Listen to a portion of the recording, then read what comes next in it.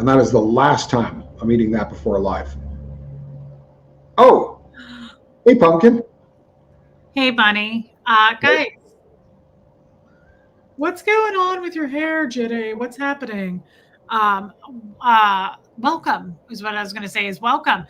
Mods, thank you, mods. Hey, Roberta, Wendy Brewer, I saw your message that your mother is out of the hospital. That's amazing, and I'm really happy to hear it. Thank you for telling me. This is Mimi, everybody, and I love her. She's new to Relatable Reese. How cool. I invited her over here. Mimi, this is Tommy, and I We have have the same last name. Sorry. Low hanging fruit. I'm sorry, people. I'm sorry. This is Mimi Khan, Tommy. This is Tommy Khan. I'm sorry. Same. Welcome, Mimi. How cool. I love that. Yeah, Hello. I love Mimi. Just like fit right in, like she's been with us for hundreds of years. I love her. She's amazing. You know why that is, kids? Because when people are a part of a tribe, they just have to find the tribe. They don't have to adjust to it. They just have to find where the tribe is. That's a great point that you make, and so true. Catherine J is here. Barbara Waits, Squirrel Girl. I'm so glad to hear that, Wendy. Thank you for sharing the good news, babe. Love Hey, that. Pat Jonas, Abigail, you just rest. I'm glad that you're supporting us by being here, but really, truly, self-care all the way. Aunt KK, welcome. Hey, just as I am, Jamie Palmer, Renee B. On time. Liz Tricks. Liz Tricks, right now it's like -7 where she is. She's in Wisconsin. Hey, Ghost Rider. Buca Vista. Thank you, Renee B. I tried this on because I haven't worn it yet, this jacket, and it's very festive. And the temperature is seriously dropping here. So I thought I would try it for like part of the stream. May end And up then you're taking. going to show your shoulders for the rest of it. You want me to? But that doesn't matter. Oh, I remember. Doesn't matter to me. Tommy texted me after my last stream, and he said I looked like Sharon Stone in Basic Instinct. I had not thought of that. But it does remind me of that. It absolutely does. This is a little high neck for me. It goes up pretty dang high. It doesn't bother me, but I'm not used to a turtleneck going this high. It is very Sharon Stone in Basic Instinct. I had not thought of that. It doesn't do anything. Doesn't ring a bell. Did you know the Muffin Man? The Muffin Man? Who lives on Drury Lane? Hey, Lady O. Yeah, you're in Michigan. Why? Why would you go to Michigan in the winter? Thank you, Roberta. Maybe, some people like the whole winter wonderland thing. The other day I saw a guy driving down the Malecone with a scooter that looked like Rudolph. Not quite the same festive spirit, but it's still cool. Jeannie Hansen, love you, babe, and I'm sorry that you can't come over to my channel. I would love to fix that. Kay Thompson, Carrie Wilson, Liz 11679. Thank you, babe. Alicia made it. Marissa Martin made it. Marie Marion, Kat's here. Barbara Waite, Diana H, Pat Jonas. Let's see. Renee B says, I see it. Debbie Love and Life, my favorite channel. That is so nice. Wow. Hey, K-Space. Riso's glasses look great on you. Thank you. And I'm happy to see you again tonight. I forgot about these glasses. Thank you for your super chat. Ooh, I can't get into it. I'm too old. I'm in my late 40s. The test will be when you sit back in your chair and let your legs drift in opposite directions. Ding, ding, ding, ding. Yahtzee. Sorry. She really did. Hey, Anne from Massachusetts. Babe, what is the temperature there again today? Because you like to rub it in. 82. I said 80 earlier, but I looked and it was actually 82. But you would have hated it. The sun was shining. Cool breeze coming off of the water. It was intolerable. I was miserable. That's probably enough. Tiffany B, Tommy is also a Cancer. We're 5 days apart. Johnny and I are. Did you just do the math on that on your hand? Huh? It was off camera, but you just did the math on that on your hand, didn't you? Mm-hmm. I love that. I really do. I love that. I still do that a lot. I'm not ashamed. I do too. My math is not my strong suit. As most people know, I was told there would be no math. There won't be. Excellent. I do too, Lady O. And no, I'm in the late 40s. You sure don't look it. I'm 58, Reese. I have MS, so winter is a blessing. Oh, Liz, Gotcha. yeah, that makes sense, girl. I'm sorry that you have MS. That's My old boss's wife did as well. She was and she was a music teacher. She had MS. just who has also MS that's recently diagnosed, like within the last couple of years. Christina Applegate, doesn't Oh she have? no, that's right. Yeah, or something. Is it MS that she has? I know she has. There was some diagnosis. I also wondered about Selma Blair. Blair. Yeah, that really makes me sad. I don't know a whole bunch about MS, but is it autoimmune?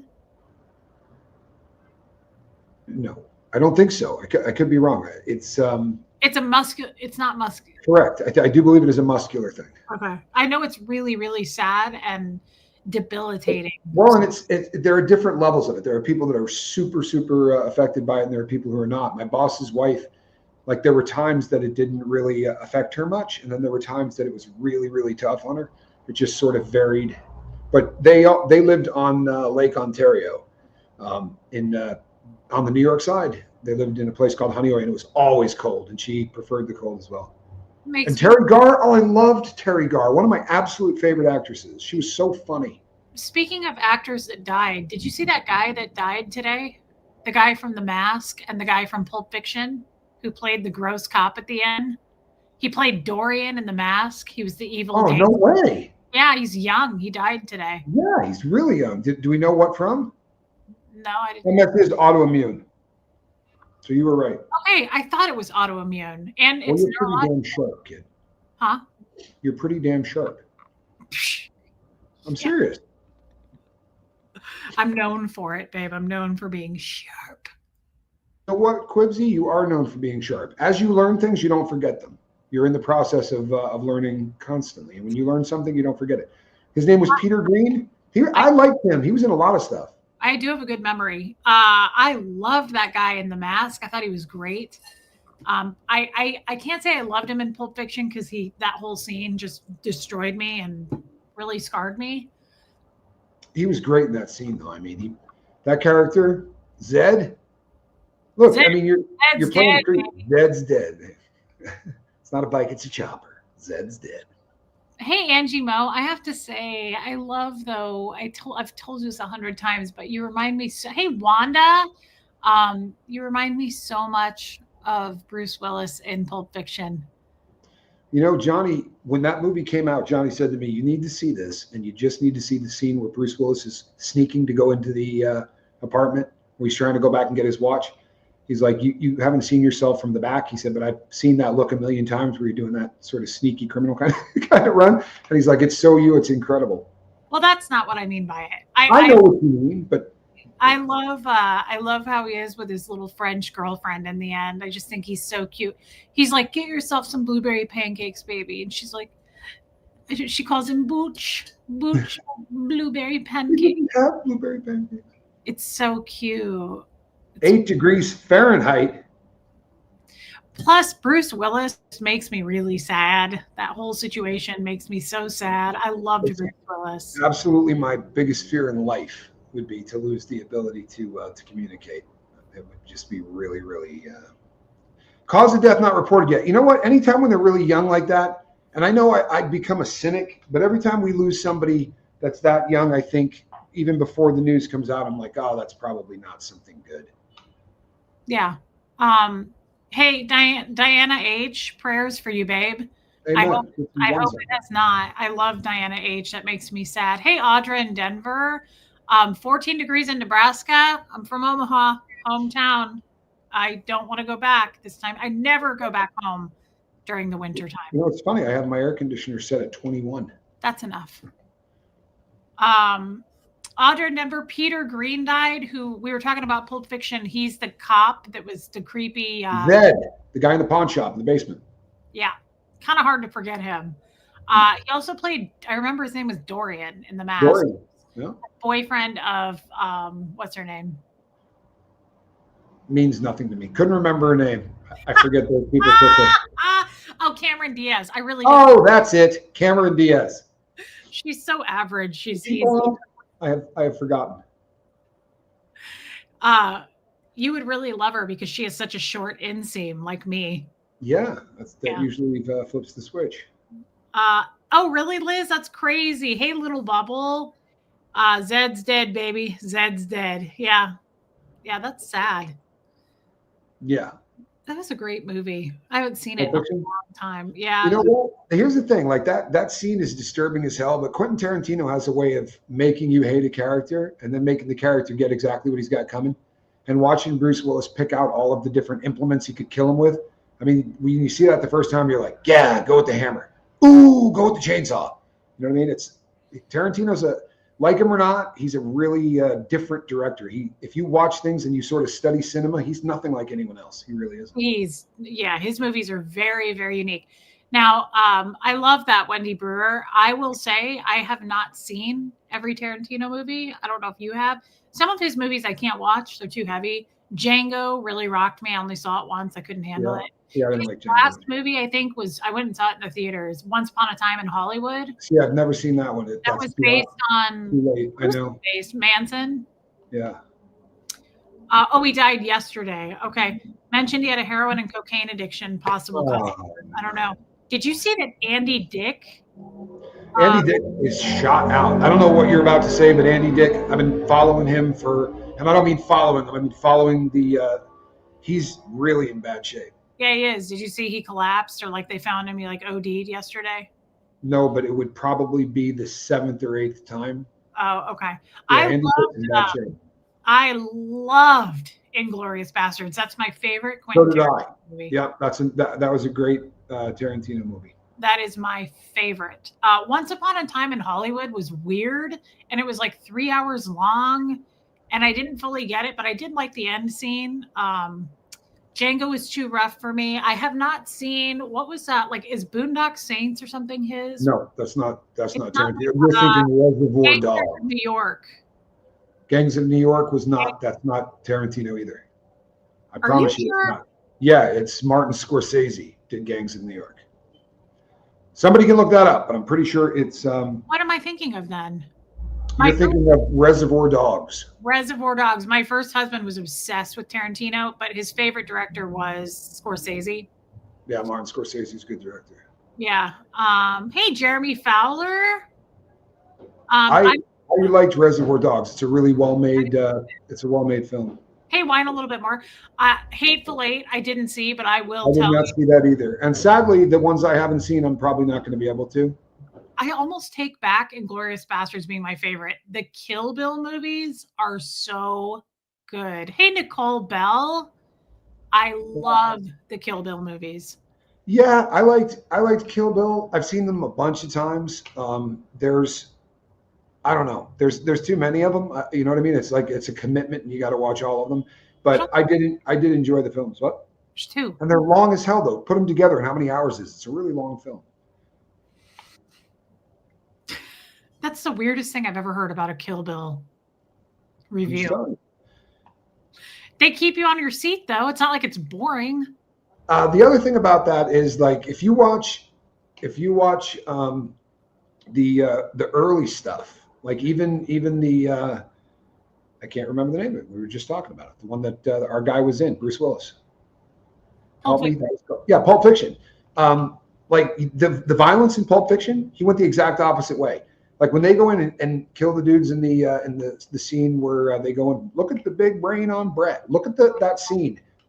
All of the violence is off camera. They build up for it, and they did the exact opposite in Kill Bill. It's so in your face. It's almost like cartoonish. And I think it's meant to be, though. I think it is. But everybody does that, right? There are so many directors who do that. It was more fun to watch him try to get around and do something that no one else did. Like I'm a really strange guy with films, and you don't realize unless it's kind of messes with your head how often a scene is cut. And if you watch Pulp Fiction, they will film for 2 minutes without the camera changing angle, and it's like it's pulling you in at a way that other films don't. Really different. Hey, Dark Roast. Hey, Lacey Silver. Hey, Buffy. Those movies are not for everybody. I mean, Kill Bill it's a crazy ass movie, but I don't know. I think I like the second one better. I go back and forth. I do too. I love Daryl Hannah and Kill Bill. I have such a female crush on her in those movies. She's so good. Kill Bill, I think it's a toss-up for me. Kill Bill and Inglourious Bastards. I liked Pulp Fiction, but it's just all right. To me, that's his masterpiece. I don't think it's that he'll ever make anything better. And the reason I say it is just, I mean, the way it's shot.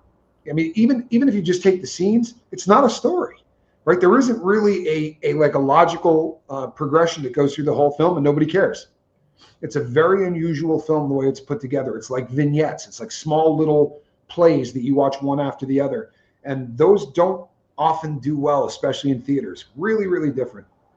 You know, I've heard that Quentin Tarantino is a jerk. Didn't he say recently, like, somebody was a really bad actor or director? I mean, Tarantino is a jerk by all accounts. I've read so many things that people say he's a jackwagon. He's not a lot of fun to be around. He's an egomaniac, and he should just be a really happy dude. I mean, you know, if you look back at how his career got started and everything else, he did do it on a $40,000 budget, which is the second most impressive one I've ever heard of. What's his name? The guy that did Spike Lee did his first movie on an American Express card.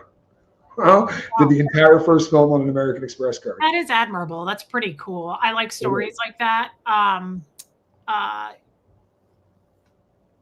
had something I was going to say, and now I don't know what. I don't think he directed it, but he was in that movie, Dusk Till Dawn. Did he direct that? Yeah, I don't know if. Yeah, I think he directed it and was in it. Dusk Till Dawn's. That's a very odd film. That is a weird. I have not seen it, Renee B. Dusk Till Dawn, I actually really liked that movie. I don't know why I really liked that movie. It is such a crazy movie. Tarantino was such a creep in that movie, though. I hated him. I hated his character. He made me, as a woman, so uncomfortable in that whole movie. But that was the job of that character. And he's not a great, I mean, but he's really not a great actor, but he sold that one. He was definitely a creep. It was, Hey, Heather. Robert Rodriguez directed that. Okay, thank you. My first husband was all about directors and movies, and I remember I was like, Michael told me that. I swear that he didn't direct it. I liked George Clooney in it. I'm not a big Clooney fan, but I liked him in it. Heather, we were talking about Tarantino, but he didn't direct it. We were talking about Dusk Till Dawn. Hey, Wes, that movie got so weird at the end. Nonsense. Kind of stuff happens to me all the time. It's and you just don't go to the right bars. Weird how like it was like a different kind of movie, and then the end happened, and it was so creepy. Yeah, it was creepy and really sad. Weird. Everybody died except freaking Juliette Lewis and Clooney. Oh, was she in that?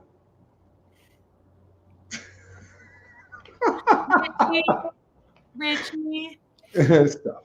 I always thought Juliette Lewis was adorable. I mean, she's a Scientologist. I thought she was great in that. I thought she was really great in that. I just think she's so cute. Selma I love her face. I don't have a Selma Hayek thing. Yeah, I don't either. I don't. Shouldn't do it for me. No. She does have a rockin' bod. I mean, she has a sexy body for sure, but her face doesn't do it for me. Meh. Yeah, Audrey, the end of that movie like breaks out into full vampire, like psycho crazy. And I got to be honest, there's a scene in that movie that like haunted me for a long time.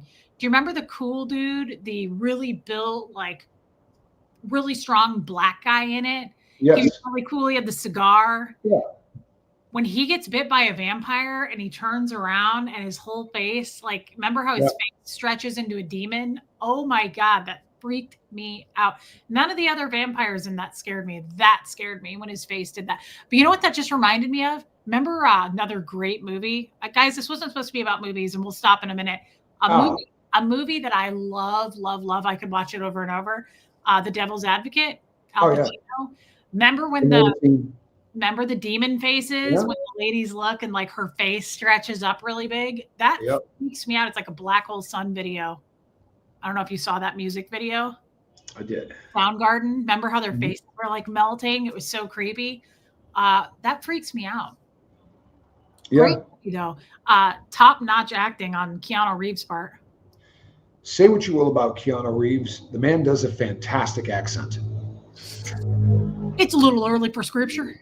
On the war. bad job. Oh man, that is funny. Lore. Yeah. Oh, you know what? Oh, put up Renee B's comment because this is actually funny as hell. Pacino is incredible in that. Renee B, here we are. Juliette Lewis, David, however you say his last name, and Brad Pitt were in a great series called David Duchovny and Brad Pitt were in a great serial killer movie called California. So I met a guy when I was hanging out with the United States of America when they were paying my rent. And this guy told everybody, they called him Early. That was his nickname. And that's the character that from the movie. And the character's a creep. He's a rapist and a kidnapper, and he's just disgusting. But the dude told everybody that film was based on him. And did you ever hear somebody say something and you're like, yeah, that's bullshit, right? So I went up and called my brother and I'm like, hey, I need you to look up a film and tell me when it was made. And the film was made like 6 years after this guy started his free rent. And I walked up to him and was like, stop telling people that or I'm outing you. I'm tired of hearing it. I'm sorry, I just thought of something and I feel bad that I didn't acknowledge what you were saying, but then I went blank. I'm used to it. It's not. I'm sorry. I know. She said, I was thinking of her comment, the serial killer thing. I never saw her. She was with, what was the other creep? It was really, really brutal. I never saw it. The serial killer that Juliette Lewis was, something killer. Natural Born Killers? Yeah. So many people have told me I need to see it, but I don't think I want to see it. I can't believe you haven't seen that. I'm surprised by that. It's a violent movie. Yeah, it's dark. I don't love violent movies. It's super dark. I say that, but I love Kill Bill. You know what's really weird? I shaved my head for the first time about a week before that movie hit theaters. And now you see bald people, and there are bald people everywhere. I was in Utah. I was skiing, and I went into a 7-Eleven, right? I walked in and there was a cop inside who went like this and took the snap off of his gun. I swear to you. And I walked up and went, what was that? And he's like, what are you talking about? I was like, did you just take the snap off your gun? And he's like, it's a habit. I was like, whoa, what the hell? And I went home, and Spanky was just old enough to start being like, really a decent communicator. And he's like, maybe you should wear a hat. Well, you know what's weird is a lot of people have said you look like a cop. You look like a criminal, but you also look like a cop. You look like a cop. And you know what? That's a great segue. That we've tried that. No, you dirty. Sorry. No, I meant that there is a very fine line, right? It very often between cop and criminal, between sinner and saint, and between love and hate. There really is. And it's played out throughout history. I mean, look at even the silly films that have become really popular, like the Fast and Furious franchise. American History X is what you're thinking. Oh yeah, you're thinking American History X. That movie. Here's the crazy thing. I saw that once. Just once. It's not a film I will ever watch again. I read the book. The book was a lot easier to get through than the film. That's a disturbing film. Didn't like it. I didn't either. And let me ask you this. Is it an actual portrayal of prison? No. I didn't think so. It's not. It's not even close. I've said this many times. They would have you believe that you're getting stabbed in prison every day, either by somebody's male member or by a shank. And you don't see people getting raped in prison. You just don't. It's not something they make it seem like it's happening every day. And Heather, it's okay. Heather's like, sorry. No, you're good. No, you're good. Look, it's a film that has really sort of it's part of the culture at this point. It really is. But his own people go in and sodomize him in a that just doesn't happen. It doesn't happen. I'm glad it doesn't happen because that really scarred me watching that. And I'll tell you something else. Go ahead. Kind of rape scene though. Like I can't handle it. Purple Groovy. I haven't seen you in a long time, babe. Welcome. They did away with showers where multiple people are in a shower so long ago. It's incredible. That was a thing. They are not anymore at all. Everybody gets a single shower, and yeah, in American History actually befriends a black dude. He absolutely does. But I put up with a lot of crap for having a best friend in prison that was black. But where have you been? But it does not. It certainly doesn't rise to that kind of thing. You'll get shunned, and there were people that will call you some really foul names. But I mean, and I'm also not a small dude. I'm sure that if I were 5'2", right, that it probably would have been a different scene. But between me and Q, we were probably 440 pounds and 12 feet 4 inches high. So Yeah. you know, Yeah, that is cool, Marissa Martin. And Wendy, I'm the same way. I've seen some in my time.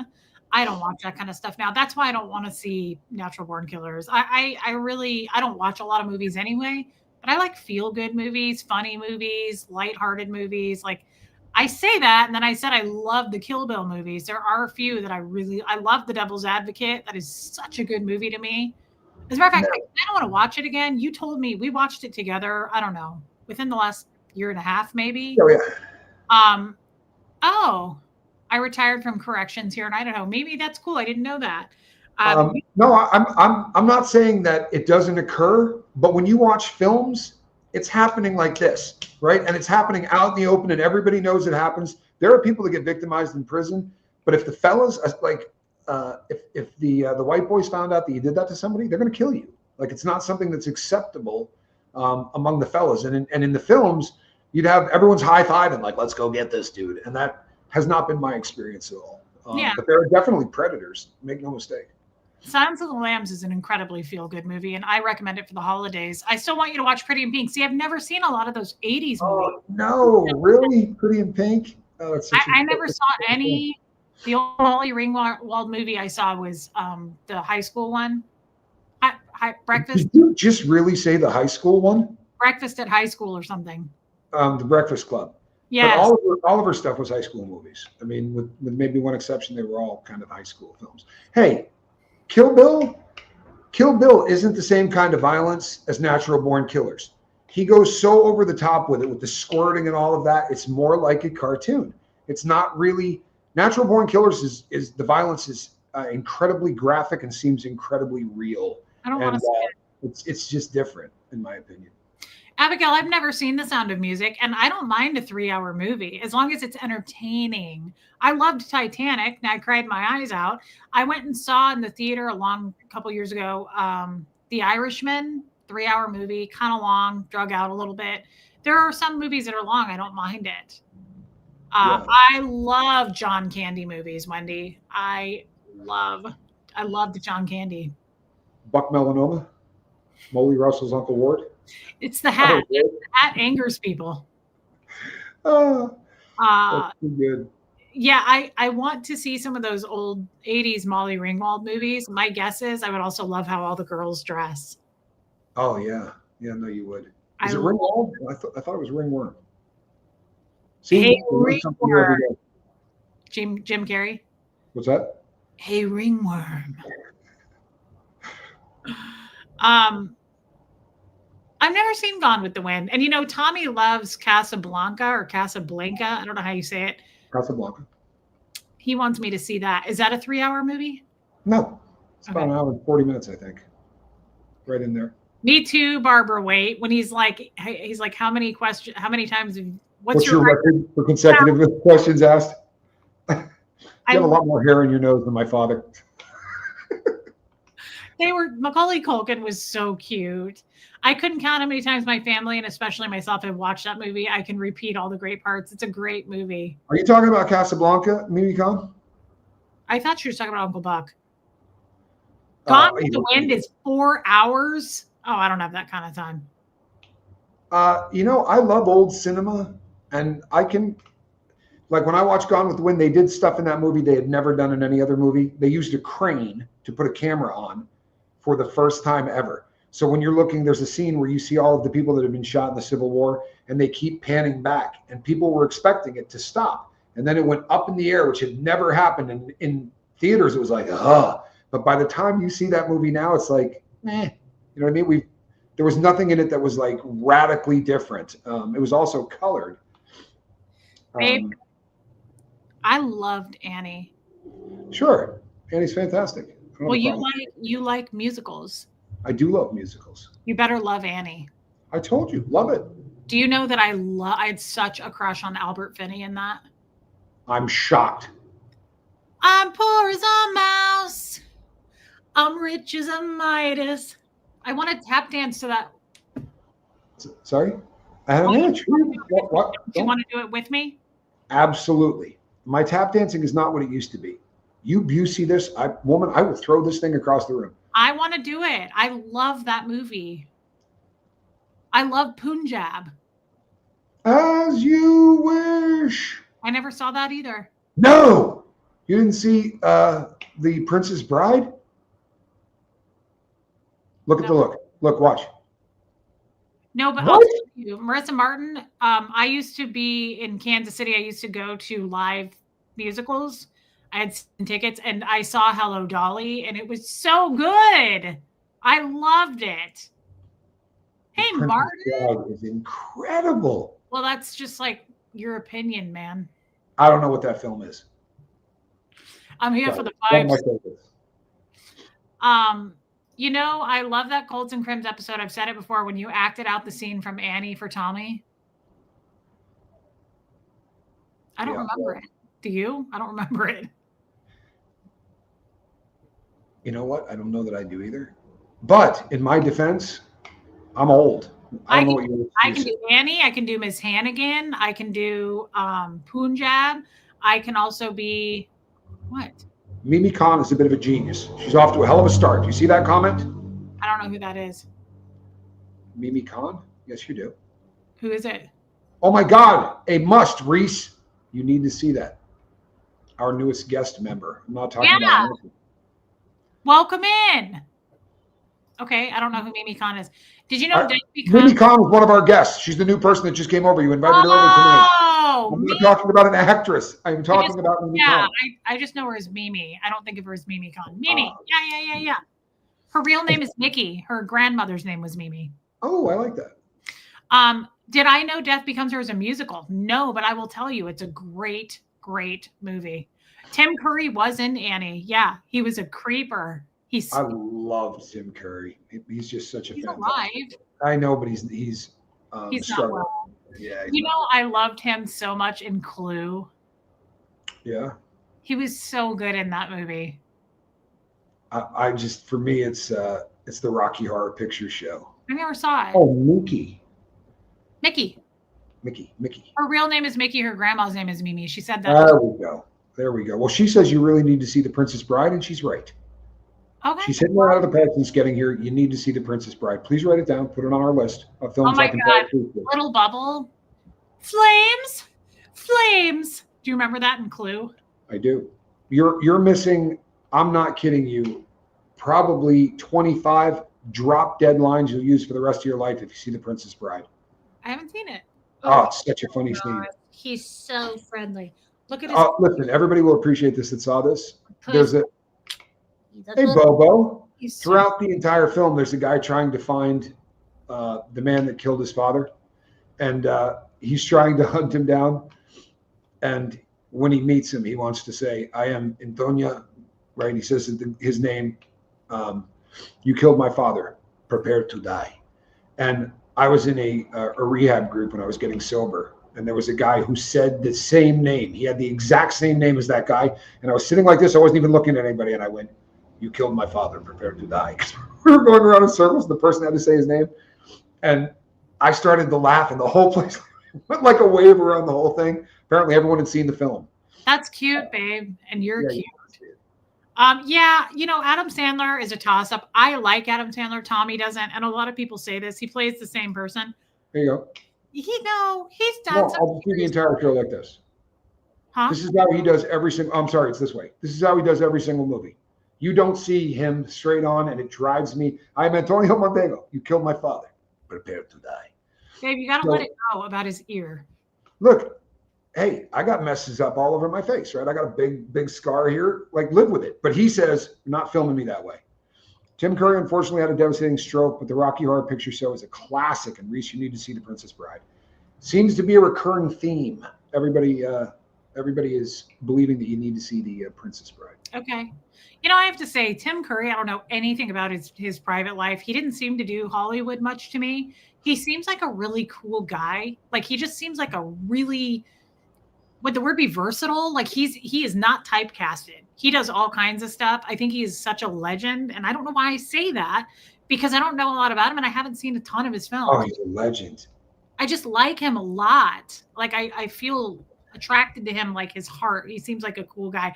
I could be wrong. He could be a raging asshole. No, Hey, everybody says he's one of the coolest dudes ever. And I watched, even after his stroke, there was a guy that's a huge fan of his who's a YouTuber. And he reached out to him, and Tim Curry was like, come on out, do an interview. Come out. I'll hang out with you. Just really, really a very, very cool dude. You never saw the Rocky Horror Picture Show either?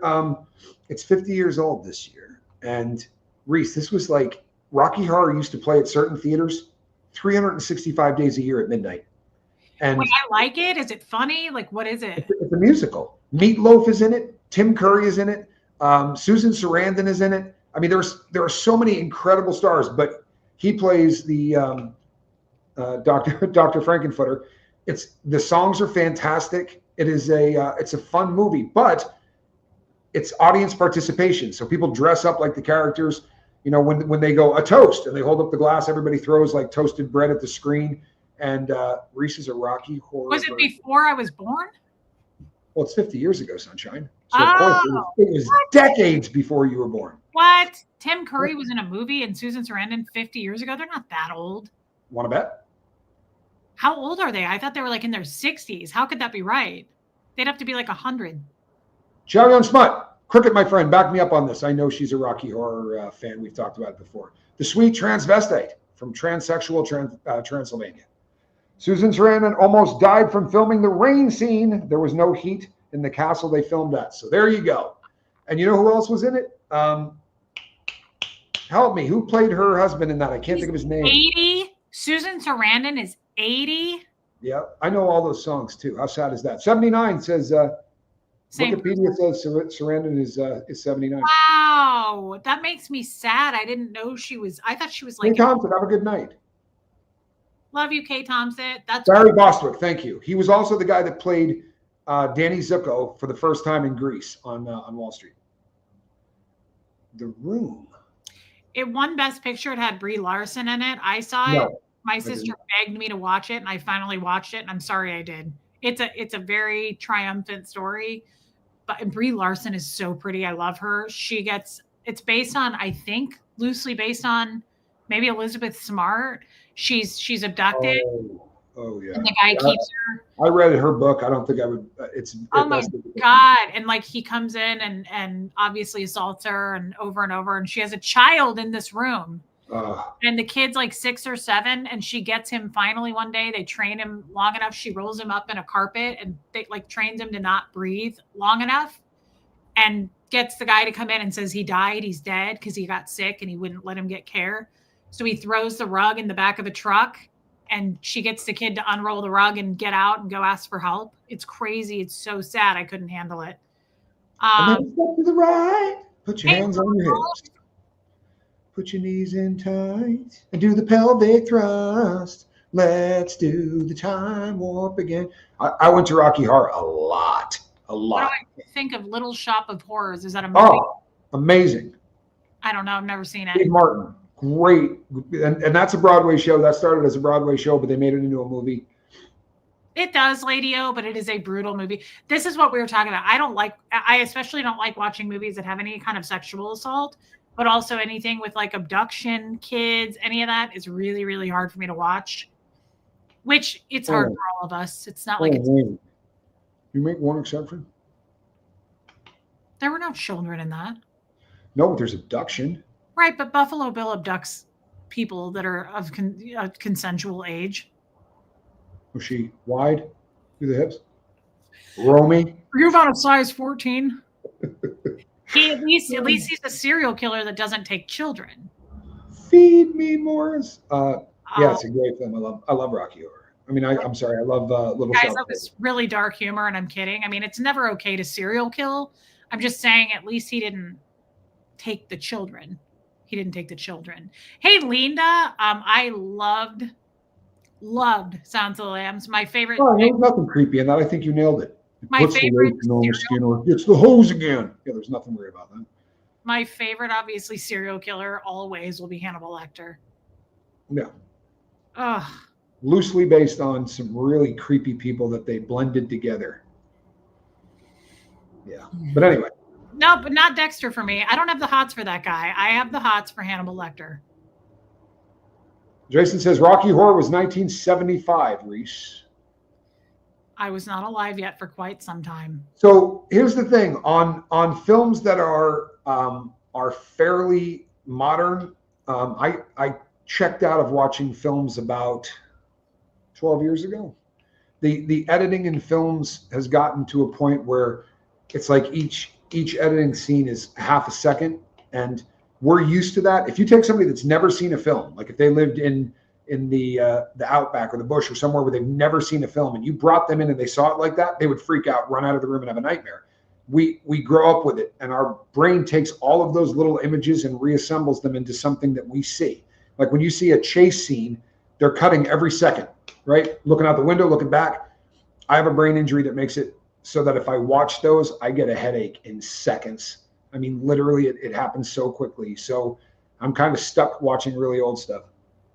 Wendy, do you mean in that movie, or do you mean why do guys say it now? Because in that movie, Clarice's FBI agent friend in training says, "Hey, Debbie," she says, "That's really smart. That's really smart," because he says it so that it dehumanizes her. She's not a person. She's an object.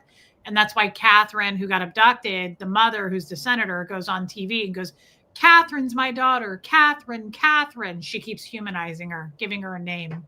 What's the question you're answering? Because the one on the screen was asking about it puts the lotion on the skin. She said, "Why are guys into saying it puts the lotion?" I don't know if her question was like, why does he say it that way? I'm sure she already knew that. Ed Kemper is amazing. Red Dragon.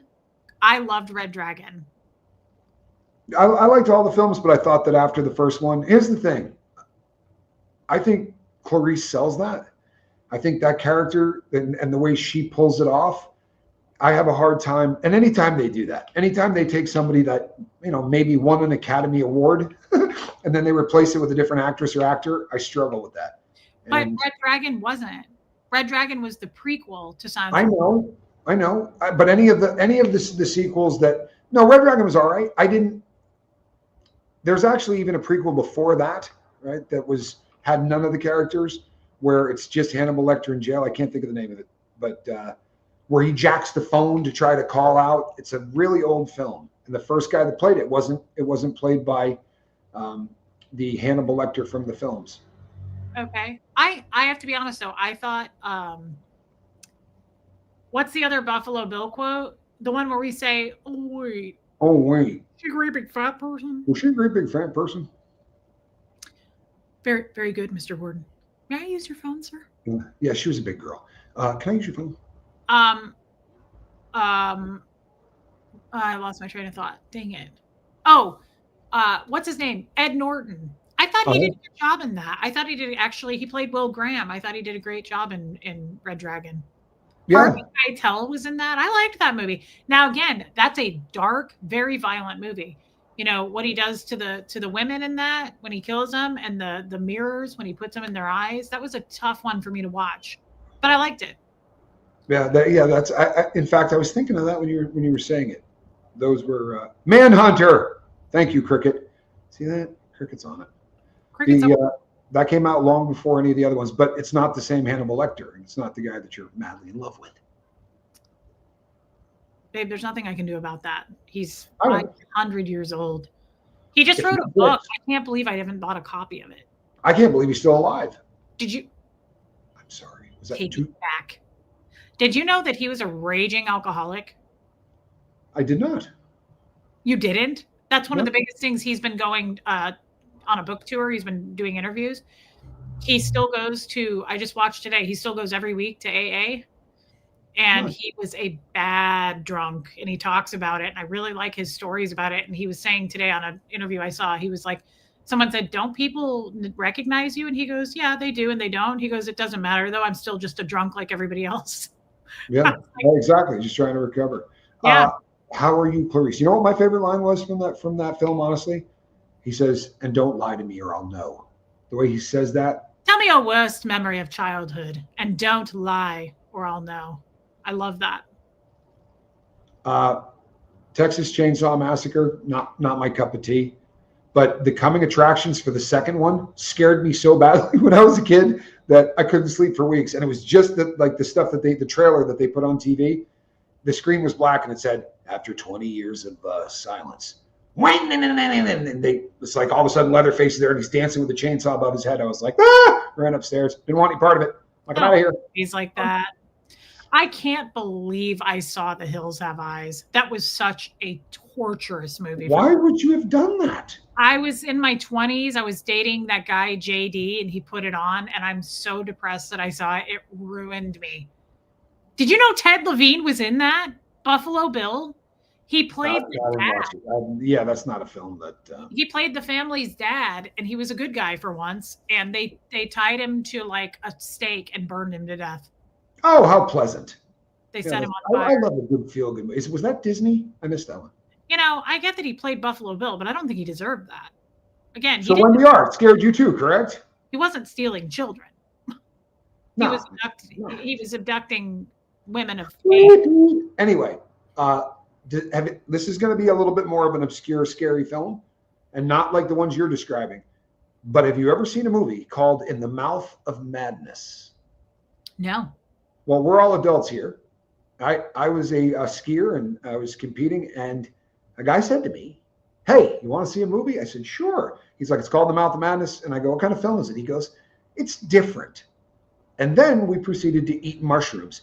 And it was one of those experiences that at the end of, he was like, "What'd you think of the movie?" And I went, ah! Like I needed therapy for 2 weeks after that was over. Yeah, I can't do horror movies. Yeah, well, you should avoid them on Fungus.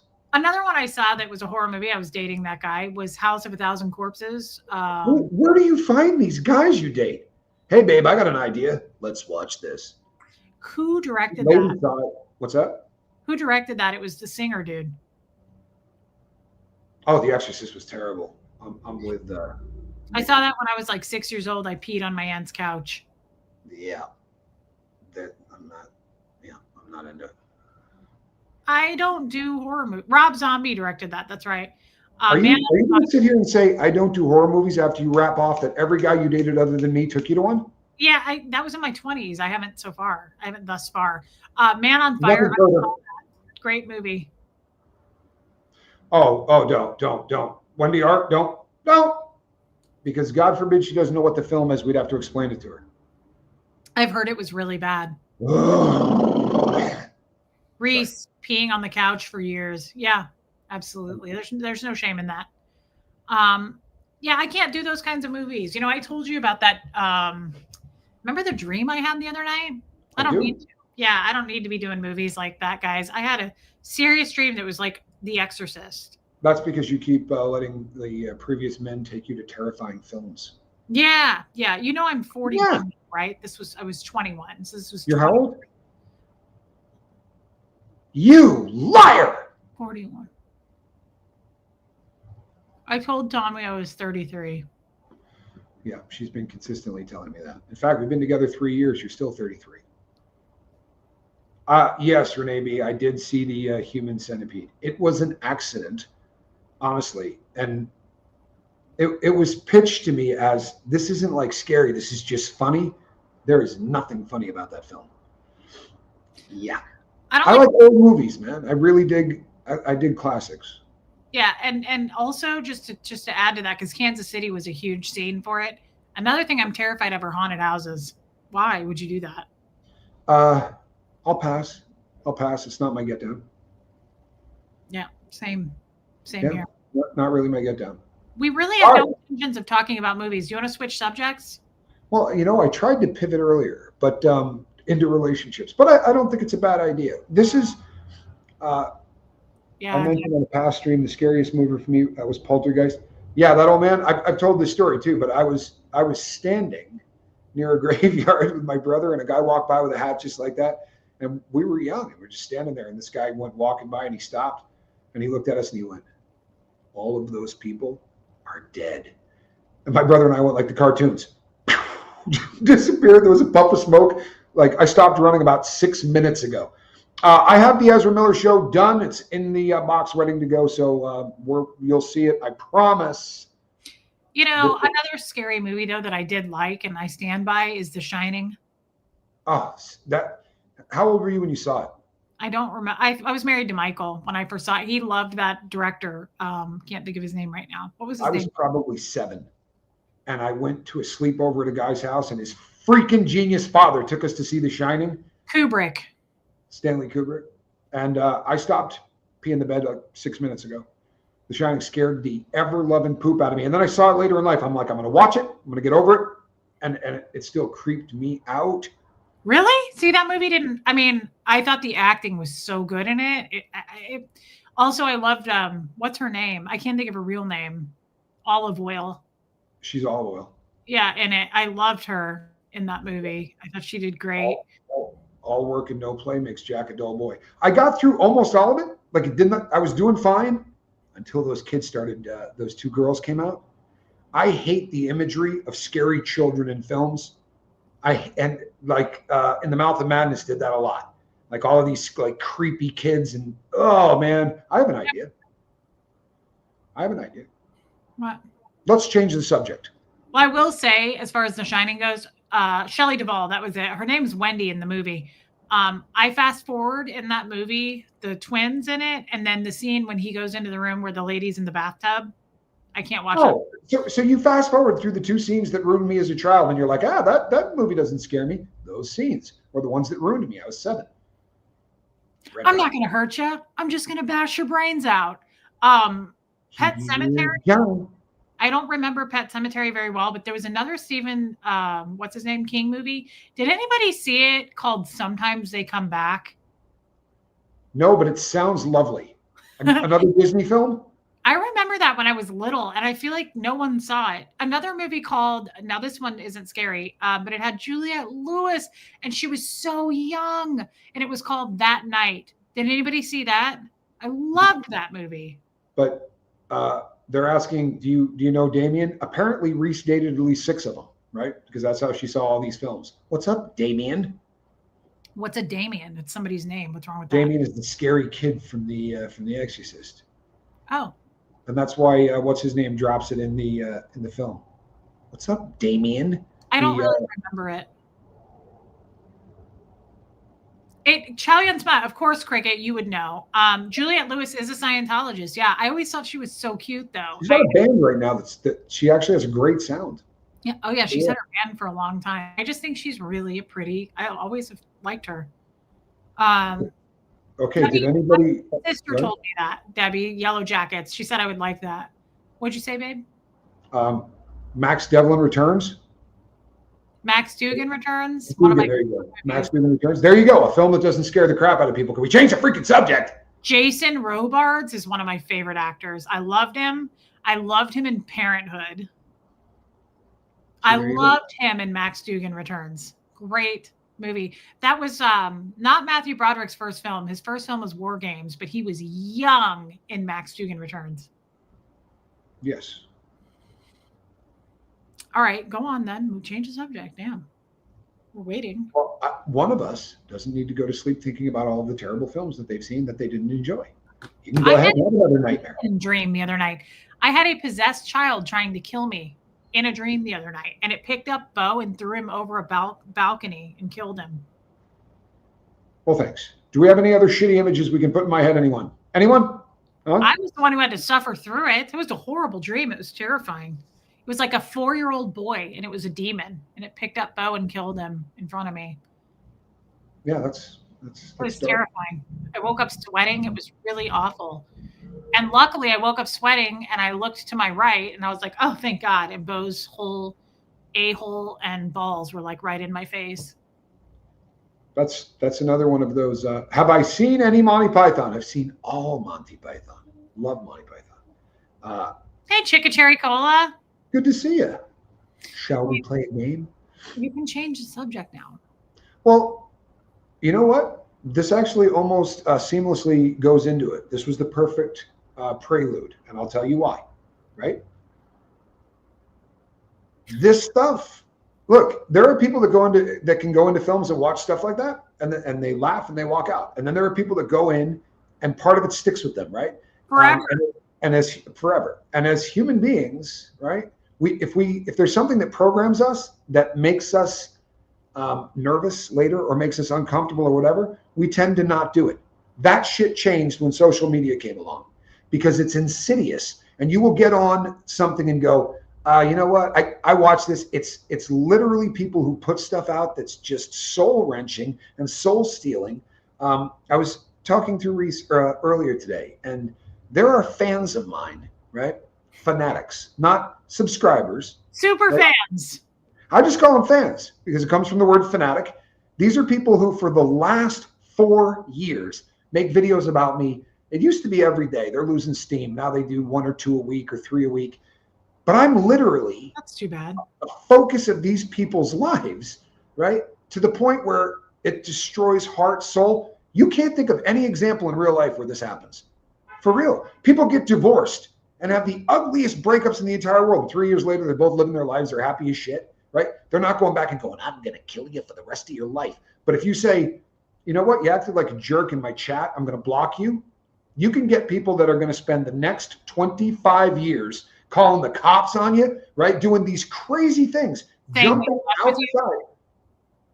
But you need to be careful. Not me. You need to be careful, because when you watch stuff online that is absolutely ugly, whether it's about you, which is the worst, or about someone else, that stuff sucks your soul, whether you realize it or not. It's the same kind of programming. But if you go into something and everybody in the chat tonight said, oh, I like that, but this kind of scene makes me really uncomfortable. Well, it's in your face, and you know it makes you uncomfortable. This is like driving by a car wreck on a freeway where you go, and you got to turn and look at it. You've driven by 100 car wrecks. You know better than to look at it, but we do, because there's something about us that likes to watch a car crash and a gas fire. It's unhealthy as hell, and social media has turned it into an art form, right? There are people that just pump this stuff out, and it's terrifying. It really is. It's terrifying. I left the country, because the amount of fanatics that scare the crap out of me, people that went to my house, right? People that reported me for human trafficking, like I'm slinging kids, right? Or smuggling people across the border. It's a weird world, and it didn't used to be. We have no study for this. You realize that, right? This wasn't a job that was around long enough to study it. And so there was a great experiment called the Stanford Prison Project. And they just took students, right? And they said, these 12 students are going to be inmates. These 12 students are going to be prisoners. And they just sort of drew straws. So you're going to guard these people. And it was going to go on for a week. And they just wanted to see how the interaction would be, because you just gave all of the power to 12 people and took all power away from the other 12. And what happened is they had to pull the plug, because they were starting to get violent on these people and just nastiness, to the point where the 12 people that were inmates were like, I don't want to do this anymore. This is scaring the crap out of me. I want out. And what's interesting about that experiment is when they talked to the people afterwards, and they said, it's not the kind of person they are. But once a couple of them started going rogue, then everybody kind of joined in. And I did a show, and I talked about this last week, whether you're an arsonist, right? Or whether you're a pyromaniac. Like if you're someone that starts the fire, or you're someone that just stands and looks at it, that's the same freaking evil. And social media has taken that away. If we were outside in the street and there was someone beating somebody with a stick, we'd call 911. But on social media, you'll watch someone beat someone with a stick for 5 years and call it entertainment or curiosity. I go over there just to check out and see what they're doing. I'm not doing it for any other reason. You're programming your soul, whether you realize it or not. And these people get darker and darker, and then new people join, and they up it, and they up it, and they up it. And this is why content creators get shot. This is why content creators take their lives, because this has gotten to a point where we're in deep shit. And I don't think people realize how ugly it is. It's terrifying. What do you think? It makes me think, though, I saw a fact the other, and I don't know if this is a true fact, I've heard it before, but in your average lifetime, you'll walk past 23 murderers or something. You'll never know it. Yeah. It makes me think of that. It's scary to think about the fact that the people who are telling people online, bullying them literally to death, like cyberbullying, I've seen stuff where it's like Reese's child needs to be taken away. Everybody call child services. Let's get the numbers up.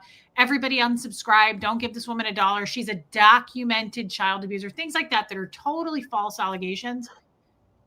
But you'd never know it. It's like those murderers you walk past. You'd never know it in real life. They're the smiliest, probably kindest people to your face.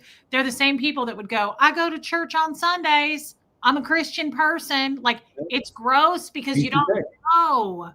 You don't know. And I hate that. Hey, Rue. Well, you know what's now? Hold on. In Snow, she's in Chicago. Freezing. She lives in Mexico usually. Anywho, the prison project was crazily fascinating. It was scary. Love you, Rue. I'm glad to see you, and thanks for the super chat. I've met 50, maybe 100 murderers in my life, and I'll be really honest with you. They're not as cruel to other people in the real world, right? As these people are. The problem with social media is it's anonymity. So I've told this story many times, but there was a guy that said, when he saw me, he was going to kill me. Now this guy's about 5'5", and we did end up running into each other by accident at a festival. And I walked right up, right? My brother was like, that's dude right there. And I just walked up and went, hey, how you doing? Now, he doesn't know I know what he looks like. He sure as hell knows what I look like. And he went, Tommy, how are you? And his hand came out. But behind a keyboard, these people are tougher than shit. And that anonymity, the ability to hide behind a keyboard and just say things that if you were in a room, you would never stare at somebody. A month in the Sea Org or 1 week in the Stanford prison experiment. At least the hole that they described is pretty much the same thing, except they were able to pull the plug on the Stanford prison experiment, right? You're not going to be able to do that. You could do the Sea Org just fine, babe. You'd do fine. Oh, I think I could probably get through that. I've done some really ugly time in my life. The laws changed over the course of the time that I was in there. Like when we first went in, women could watch you shower. There were no shower curtains. So if you were in a place that it was a day room, they would just sit up on the rail, with a shotgun and watch you shower, one guy after another. And there was a lot of just disturbing shit. There would be 8 toilets in a row with nothing in between them. And Reese would have gone, her entire sentence without going to the bathroom. What's that? Taking a poop. I do not poop. Well, I'm better at it. I'll poop at TJ Maxx. Yeah, you know what, Laura Lou, I agree. Road rage is similar because they're in a car and they're big and they're off the ground. You lean on the horn. One of my favorite stories was a guy that was yelling at me out the window and cursing at me, and I drove an MG midget. And when you sit in that car, you're laying down. So there's this much of me sticking out over the top of the door. And I pull into a parking lot. This guy jumps out of his big truck, and I stood up, and he just went, oh, no. I was so much bigger than this dude.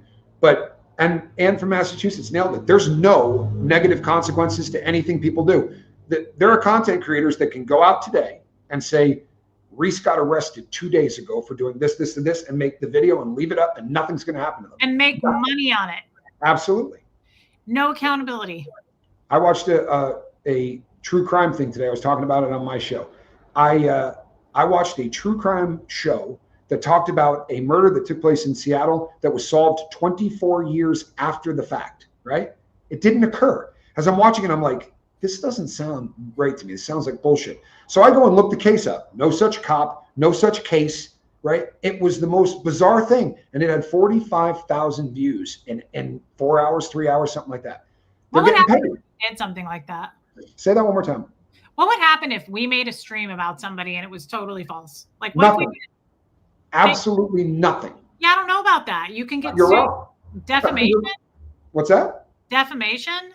I can go show you 700 of them right now if you want to go look them up. The guy from Pawn Stars, I can show you, no exaggeration. I did a show on it and pulled them all up. Thumbnails that says Rick Harris sentenced to life in prison.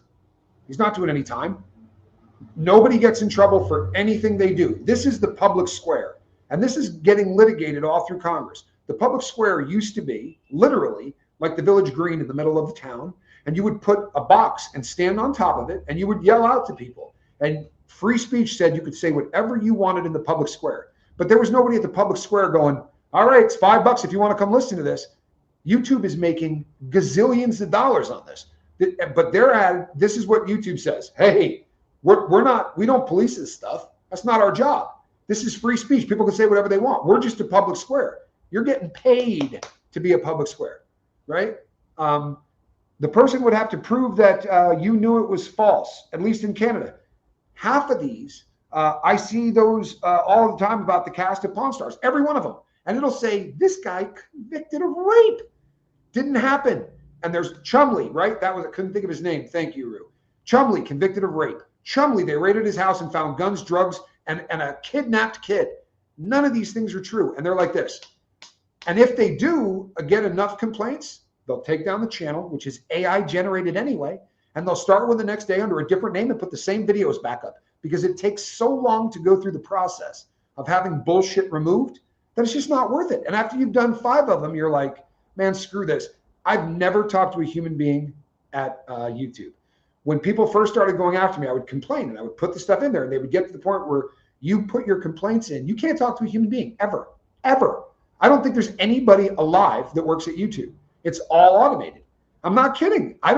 You call a number and absolutely, and Baby says, make a stream about Marilyn, all fake nonsense, no truth, but present it like it's all hardcore fact. I'd rather jump off a bridge.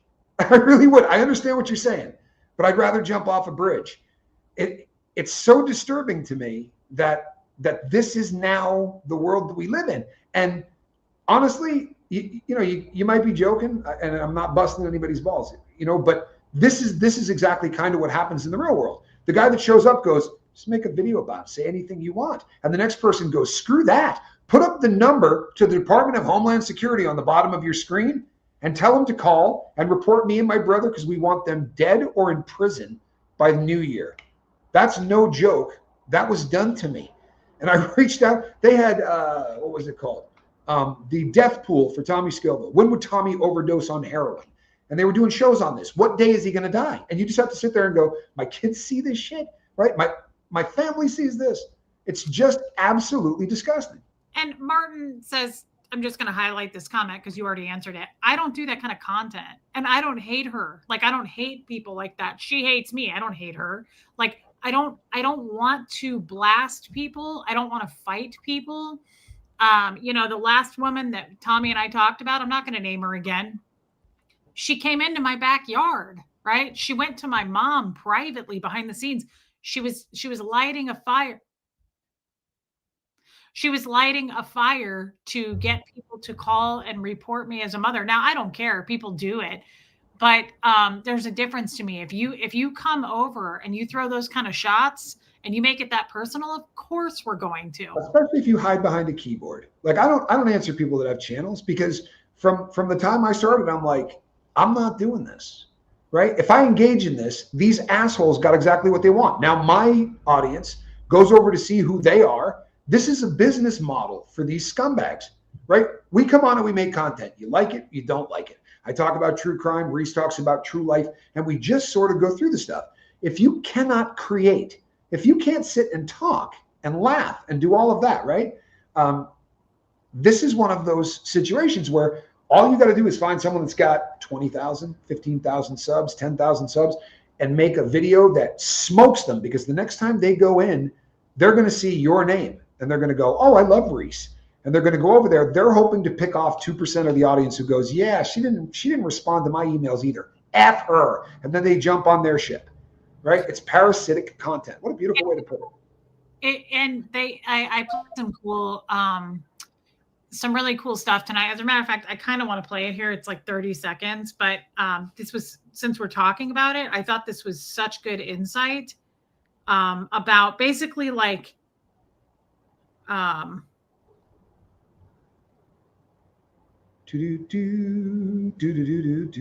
to this, babe. Okay.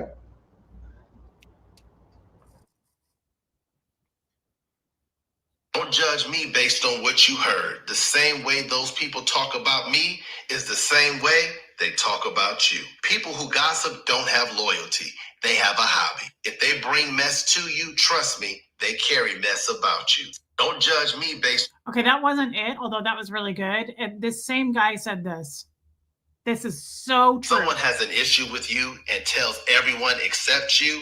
It was never an issue. It was attention. Big minds discuss ideas. Small minds discuss other people. But I've learned to not be angry about my haters. I've learned to start thanking them for the free publicity. So keep them talking, because that lets me know I'm on your mind. Yeah. But I think about the people, hey, Brock, I think about the people who have come out and talk, like still recycle the same Reese hurt my feelings years ago. 3 years ago. Yeah. And I mean, let's be honest. I knew them for what, 3, 6, 9 months. I don't know. I never met them in person. Like it didn't go well. And I hurt their feelings. Like I'm not disagreeing with that. I'm not denying that. I love you, Pat Jonas, and I'm sorry I haven't. Never sent one. I'm not sitting here saying their stories aren't valid. I'm saying that I have apologized repeatedly for that, and they continue to play the victim and I'm the villain. And that's not how it really went down. But the point is what he just said. It never was about the beef between us, because you've blocked me. I apologize. And literally they came out and went, that's not good enough. You're not really sorry. It wasn't about that. It's about the attention you're getting. You're screaming, I'm a victim of Reese. I'm another Reese victim. Raise your hand if you've been personally victimized by Regina George. Sorry, have you seen that movie? It's not about me. It's just that they're getting all this attention and sympathy and all of that. That's all it's about. It's about mental illness. I'm sorry, it's the truth. These people have divorced, right? The people, they've had abusive husbands. They've had abusive wives. They've gone through shit you can't imagine in the real world, but they're pissed off that they got blocked on a channel. And 4 years later, they're talking about it once a week for 4 years. That's mental illness. I'm sorry, it is. And the word fan comes from the word fanatic. I don't call people haters, man. I don't. They're fans. Because the people that like me, that are subscribers, they might catch 30%, 50% of my shows. Some might get 80. My fans don't miss a show, man. They don't. And when they're not watching shows, they're researching who I might have dated in 1987 to see if they can find that girl and say, hey, what was Tommy like? They're obsessed, yeah. Pat Jonas, I went back and read it, and I saw that. I'm sorry. Yeah, she does it with stuff that I send her all the time. I do. She reads the first 2 sentences and then doesn't read the end of it. Now I'm starting to play with it, where I'll say something really nice, and then at the end of it, I'll be like, and I don't really like you much, just to see if she's actually catching. And then I'll write back with like a heart emoji. I'm like, oh. Exactly. Linda, people, they're just obsessed. And guys, we can't put a stop to it. Don't try to put a stop to it. I think I look at it too this way. When someone tells me how awful someone is, I always think that's suspicious. I never follow the masses. I never have. So the second someone gets gossipy with me and goes, don't listen to that woman, she's hurting people, I'm going to want to go find out about her, is what I'm going to do. Can we please address? Yeah, he said he was driving. I missed it. He lives in Denmark. I'm drunk again on the way home. Love you. He's probably not driving. Honestly. I hope he's on a train. Yeah, I hope he would be on a train. Yeah, and you know something? He has his girlfriend. He might be. They're in Denmark. I don't know if he's driving. Martin, he comes in sometimes on the weekends drunk. You know something? I'm not a guy that says that there's anything wrong with catching a buzz. I've never been anti-drugs. I've never been anti-alcohol, but I'm anti-addiction. And if that's becoming an issue. No, that's not what they're saying. They're saying we hope he's not driving. I hope he's not driving too, but I don't know that he is. He didn't say if he was.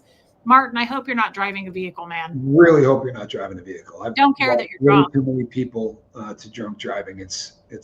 I'm not judging him for being drunk. However, the fact that he's texting, if he's texting and driving, we're really in trouble. Right? If you're texting with a buzz on and driving, your chances of crashing are like 80 to 90%. It really is. Watch them go through cones doing this. They've done tests on it. But I have a feeling with the interaction that we're seeing, it's probably a train. They're a lot more popular in Europe. He said driving. I don't even have a driver's license. Why would you even assume I'm driving? Because in the United States of America, nobody takes a train for any reason. In Europe, it's super popular. Like where I live, nobody drives either. But in the United States, everybody drives to go anywhere. So it's just one of those comments that scared me. Martin, I just want to say, I feel like I know Martin well enough. I knew he wouldn't do that. I just knew you wouldn't do that. I was not worried about your comment, Martin, because I don't know you super well, but I've seen you drunk in here enough. I didn't think you were driving. It didn't alarm me at all because I just think he takes a different, he doesn't. I think in Denmark, like Tommy just said, it's different over there. Not everybody, they use a different system. Yeah, we don't have a train system in the United States like they do in Europe. In Europe, you get where you're going on trains. I mean, so many people take that kind of transportation. And Renee B, you are not wrong. Drinking and driving in the U.S. is serious, and I feel like it happens all the damn time. Yeah, I think we're getting better. The statistics actually reflect that we're getting a lot better. It used to be really, really bad, but we're making headway in that. Texting and driving right now is a way bigger problem for us. The number of people that die daily because some asshole needs to check a text while they're driving is or send one. That's really bad. I think they should have devices that shut phones down when you get in cars. Renee, don't apologize. I just didn't get as overwhelmed as you did because I just felt like he wasn't. I had a feeling he wasn't driving. But how would you know? You didn't know. And I think it's good that you were being so aware of the chat. I think that's great. Better and we're that kind of audience, especially because someone said earlier, I'm a raging alcoholic as well. I'm in recovery. I got 10 years sobriety from heroin, which I did for about 30 years. So we just we talk about it a lot. And I'm never busting balls, I promise. But in the United States, if somebody says, I'm on my way home and I'm drunk, there's a 99% chance they're behind the wheel of a car. Yep, that's so true. That's so true.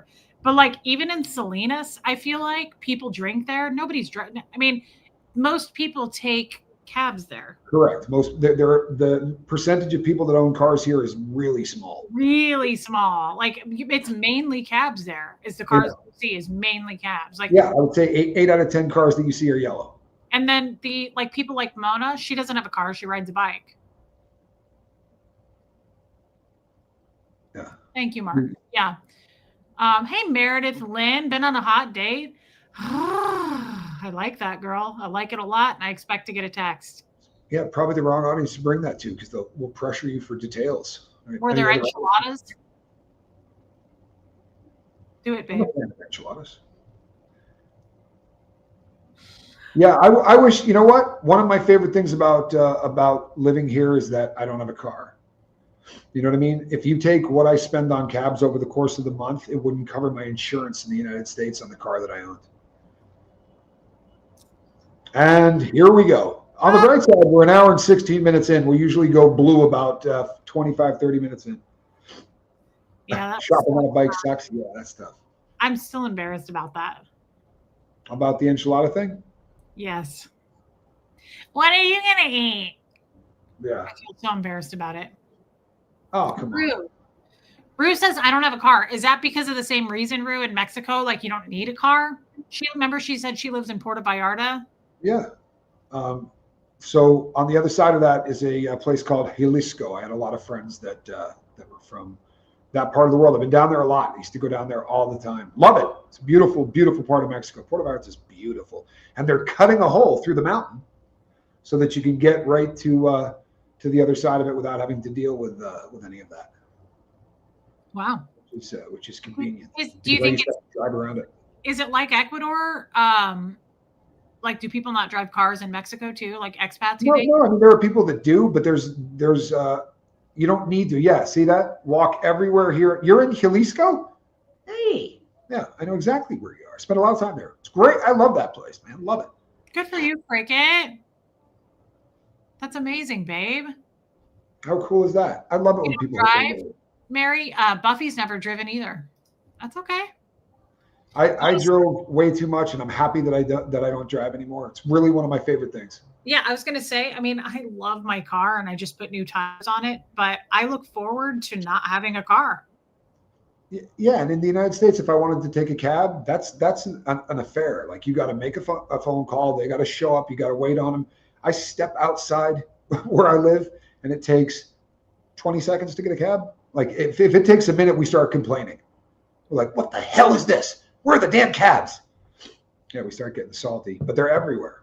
Probably get harder to get a cab now that season is arriving. It's harder to get cabs at night. No joke whatsoever. I feel for people that they look at us and go, you know, he's big, he's white. It's honestly, it's very, they drive by with nobody in the cab and just keep going. At night, I have a hard time getting a cab, but during the day, it's easy as hell. This is interesting, Cricket. I never would have guessed this. I'm 52. I've never had a license. I have too much anxiety. Nobody wants me behind the wheel. That's okay. I just never would have guessed that about you. I wouldn't have guessed she's 52. Oh, I know. Cricket's a baby. That's the difference between highway miles and city miles. You know what I I mean? still don't have a driver's license. Wow. See, I think that's fascinating. I I think do. that level. It's in a closet. It's in a closet drawer in there. I have one. It's just probably not going to use it ever again.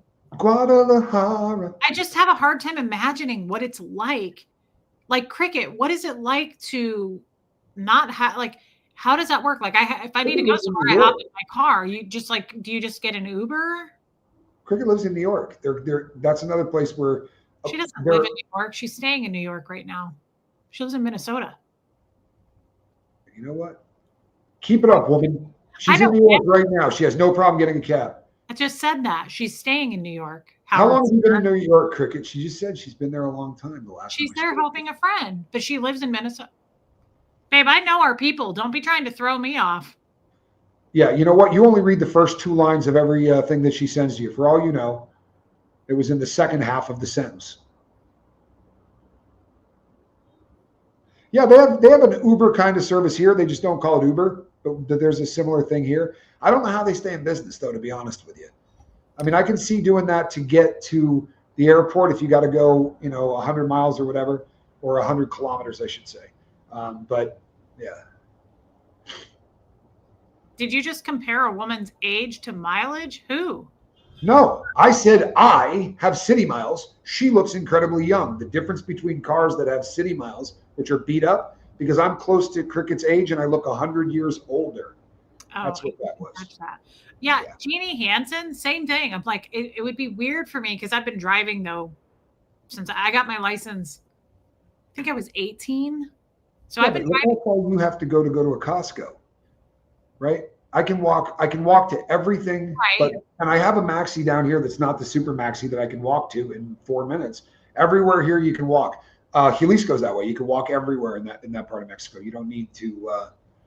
I'm here caretaking a house, and we'll be here until at least the new year. If I were in the city, it would be easier. Here in Westchester, oh, you're really slumming it up there in Westchester County. I feel really bad for you.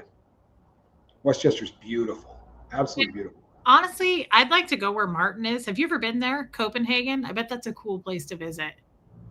I've been to Denmark. Denmark is lovely. I've heard it's really amazing, and he describes it like it's such a cool place to live. It is. It's an amazingly cool place. Why don't we go there? Why don't we go there?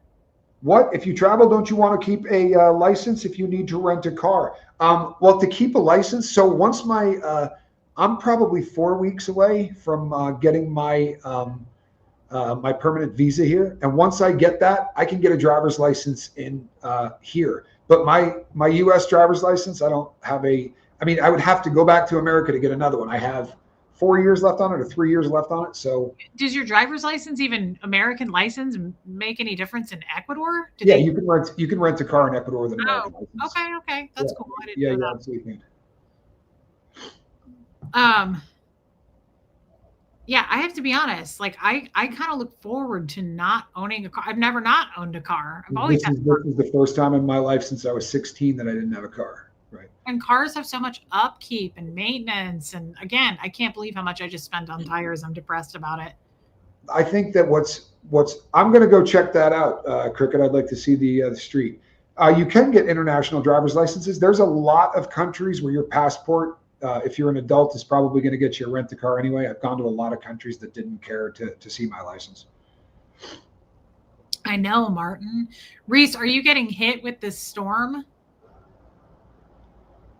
It's supposed to, Brock. So it's supposed to it's sleeting right now. I just had Huxley call the cats in. We're getting some sleet and it's supposed to drop hardcore. The only thing I'll say, Brock, I'm in Tennessee, man. I'm from Omaha. Like the winters here are nothing. People don't know how to drive in it here because they're not used to it. Like something like Omaha, even Kansas City. I hope we don't get hit with too much, but like, I'm not kidding, Brock. They have canceled school over rain before here, like too much rain. Renee B, the cost to get my visa. So the biggest cost, I hired somebody to do the paperwork down here because my Spanish is not great. If you didn't have to do that, it wouldn't have been much money. To get you have to pull an FBI background check, and then you have to pull a state background check. And you have to have both of those translated into Spanish, and they do what's called apostillization. I think the FBI one was about $195. The state one cost almost nothing. It was really cheap, but the FBI one was expensive. And then I paid the lawyer down here $780, and there's been about 3 other fees that I'm not exactly sure. It's not a lot. Altogether, it's probably going to cost me about $1,200. But you also have to figure out what visa you're going to go with. Like you could do digital nomad. I'm old enough where I could do a pensioner's visa if I wanted to, or you can do an investment visa. We bought property here, and if you buy property, that's one of the easiest ways to do it. You can also put money into a bank that equals that amount of money, and you'll get way more interest here than you're going to get in the United States. It's not a bad deal, but you can't take it out for 2 years.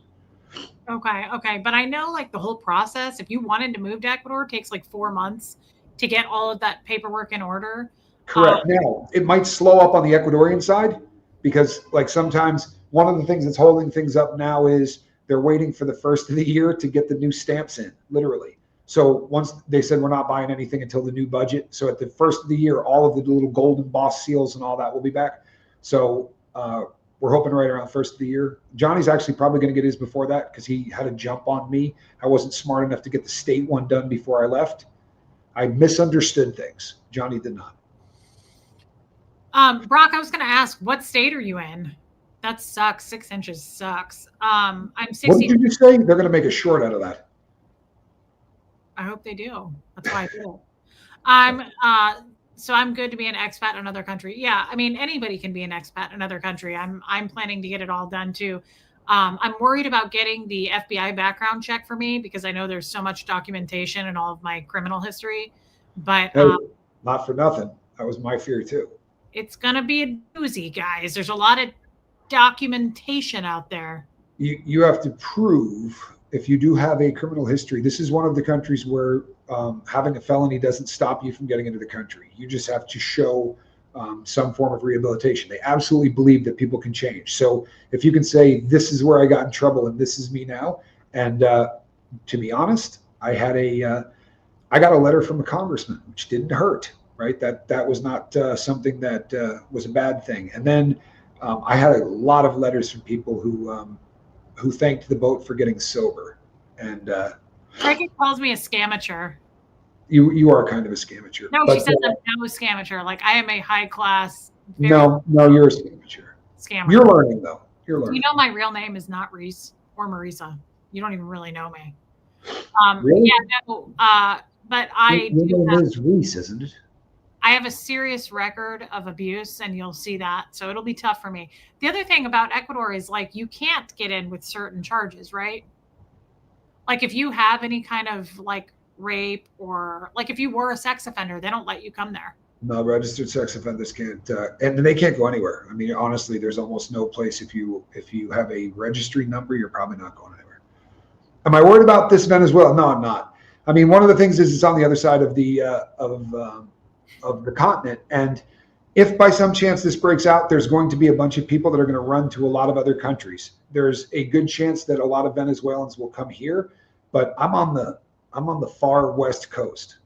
That is a great shirt idea. Well played. Martin, that's amazing. I grew up in Scientology and all I got was a fax machine in the face. That's actually really funny. And then the back of it should say signed Faxman Dan. Yeah, I don't know. Faxman Dan. If I ever wrote a book, that's what I wanted the title to be. I grew up in Scientology. And all I got was a fax machine in the face. Sorry. Martin, you're kind of fun sometimes when you're drunk. You're kind of fun when you're drunk sometimes. That's hilarious. That's pretty good. I like it a lot. Shut up and take my money. Just the facts, Dan. Just the facts. Yeah, I forgot. That wouldn't be bad either. Just the facts ain't a bad. That goes back to. But I really pride myself, Cricket, on the fact that I am not an amateur scammer. I'm not a scamateur. We were planning on Aruba for spring break, but I'm a little worried about the proximity to Venezuela. I don't know what's going on there. What's going on?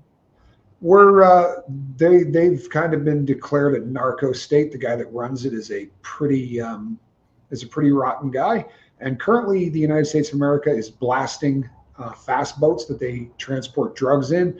And they also just put a bunch of our army onto a container ship carrying oil and just said, we're taking this over. You're not sending it to where it's going. So there's also been a couple of statements made by the U.S. government about shutting down the airspace above Venezuela. So it looks like we're almost at war with them. And I know people freak out about that, but you know, chemical warfare has been killing people in America now for a really long time. It's the #1 cause of death.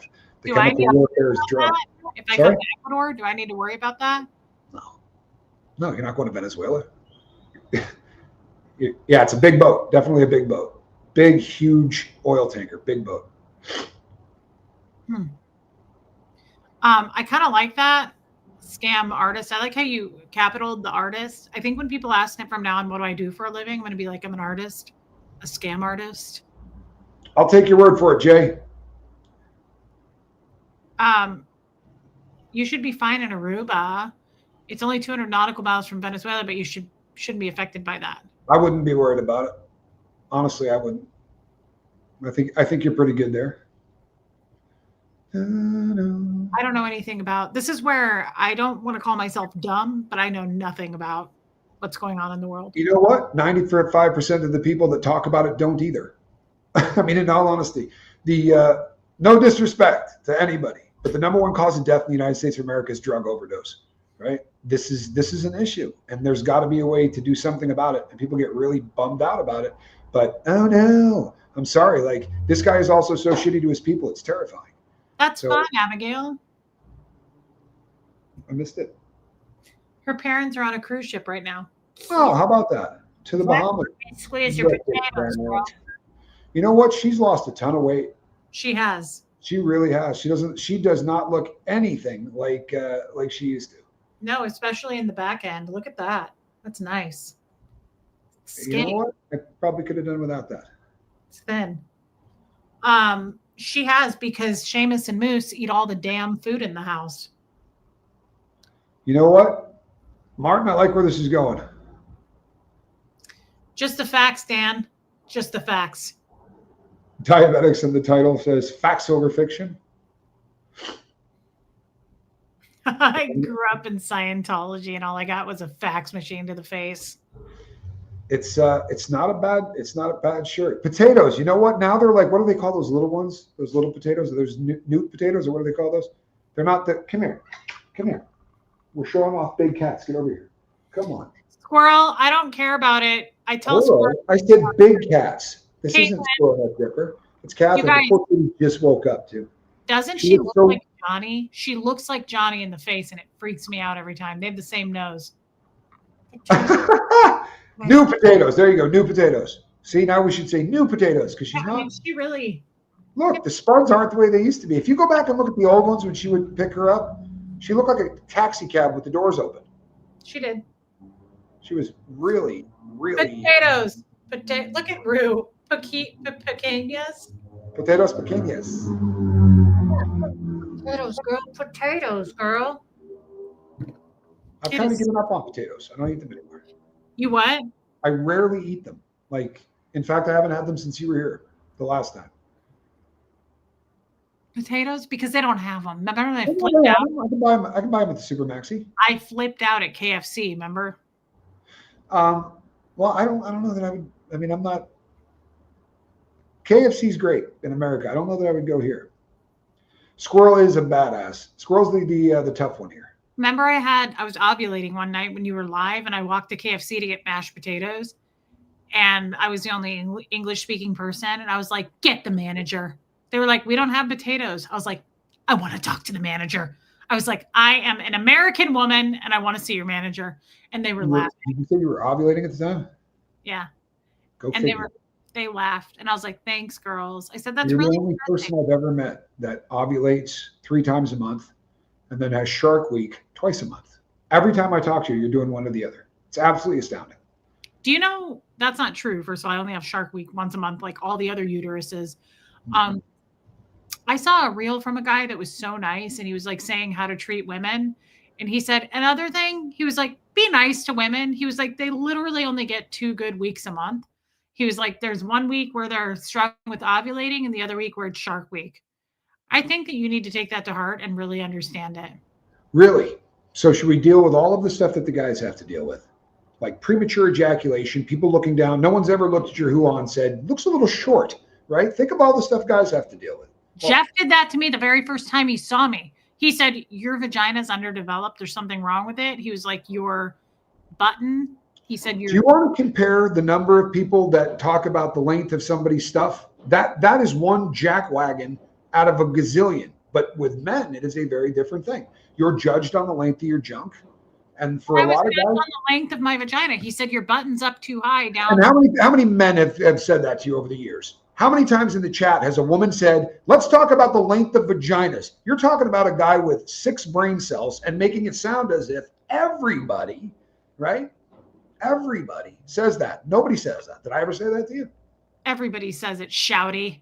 No, well, here's the thing. You're wrong, right? And women can think about whatever they want when they're doing the nasty, hopefully trying to get him to the finish line. If a guy does that, he's going to end in 6 seconds and then get this sheepish look on his face and go, sorry. There's all kinds. Who said that? Renee B is absolutely on point. Haven't we already established? Kind of. Every sperm is sacred.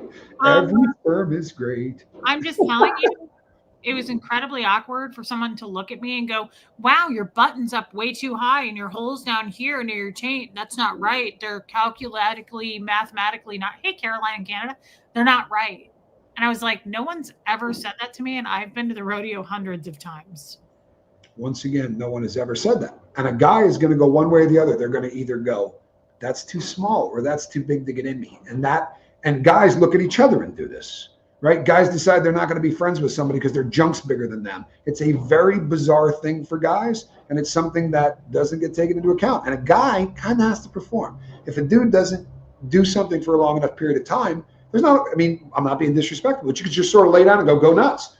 That's not something that a guy has to deal with. Yeah, that would have been a good red flag. Carolina, Canada, I hope you're feeling better. I'm sorry to hear that. I will say this. You looked at mine and said, I'm in love. I said, I'm keeping this. So obviously one of the two of us is a jackwagon. Yeah.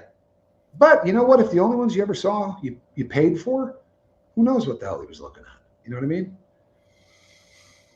And I pride myself on the 2 flaps. But Rue said, I've seen many vaginas. They are all different. They are. Every single one of them is different. They're like snowflakes. Correct. Hey, Reflections. I'm just saying, I always liked my button. Oh, that's funny. I'm sorry. Go ahead. I always liked my button. I'm a fan. He made fun of it. Yeah, well, he was a guy who probably had a few issues, probably had some residual stuff from growing up. I'm sure deep down he's a really great guy, but I don't think he has a real handle on trying to deal with that. You know what I mean? I think he had issues. Beautiful in their own right. Renee B, words to live by. Yeah, and I didn't miss the Monty Python part. I love Monty Python. Absolutely love Monty Python. Was that the same? Did Tim Curry go? Was he in there? In Monty Python? Yeah. No. Oh. Okay. Have you ever seen A Fish Called Wanda? Okay, because that's most of the Monty Python stuff. And you know what? I'm not. Look at that. How about that? Jeannie Hansen, I prefer a high button. I like them up there high. I think then you can really differentiate. And I think it would be, I don't want to get graphic here, but I like that mine's up here because if you're doing something to it, then you can do stuff to the lower. If they're too close together, how are you going to, right? Excuse me. Jeff is not a doctor and therefore is not going to speak on underdeveloped. He's also a pompous ass cactus and should stop speaking entirely. Do you have a microphone, Cricket? You should drop it. For real. Drop that rascal and walk away. Pat Jonas, he visited naked houses. He did. He went to naked houses. In a religious fashion, right? I mean, It was part of life, I guess. Yeah. And he visited naked cul-de-sacs. And he is an idiot, said that just to make you feel bad. Yeah, I mean, what a I just think it's a weird. Now, let me just say, you said something before that about women comment on guys' parts, right? That isn't true. I've never done that to a guy. I've never once been like, wow, that's really small. I would never do that. I'm not saying that, but there are guys on this planet where people go, that ain't going to fit. You're not doing it. That happens, right? And of course, that's not the truth ever. There's always, a way to do things. But I've never looked at a girl and went, sorry, I'm just not going to be able to get in that. So, right, it's a bad fit or whatever. But I have had women go, yeah, you're not doing that with that. Like, I've heard that. I know. I remember saying, like, that's a giant wall of flesh and it's not happening. Do you think he inspected every badge and checked out the buttons and the knobs? Yeah, I think so. Well, at the price he was paying, wouldn't you? I'm sorry. Probably bad form on my part. I'm sorry. I actually didn't hear it. I was reading Rue's comment, and yeah, I didn't know this, Rue, and I don't know why that would be beneficial, honestly.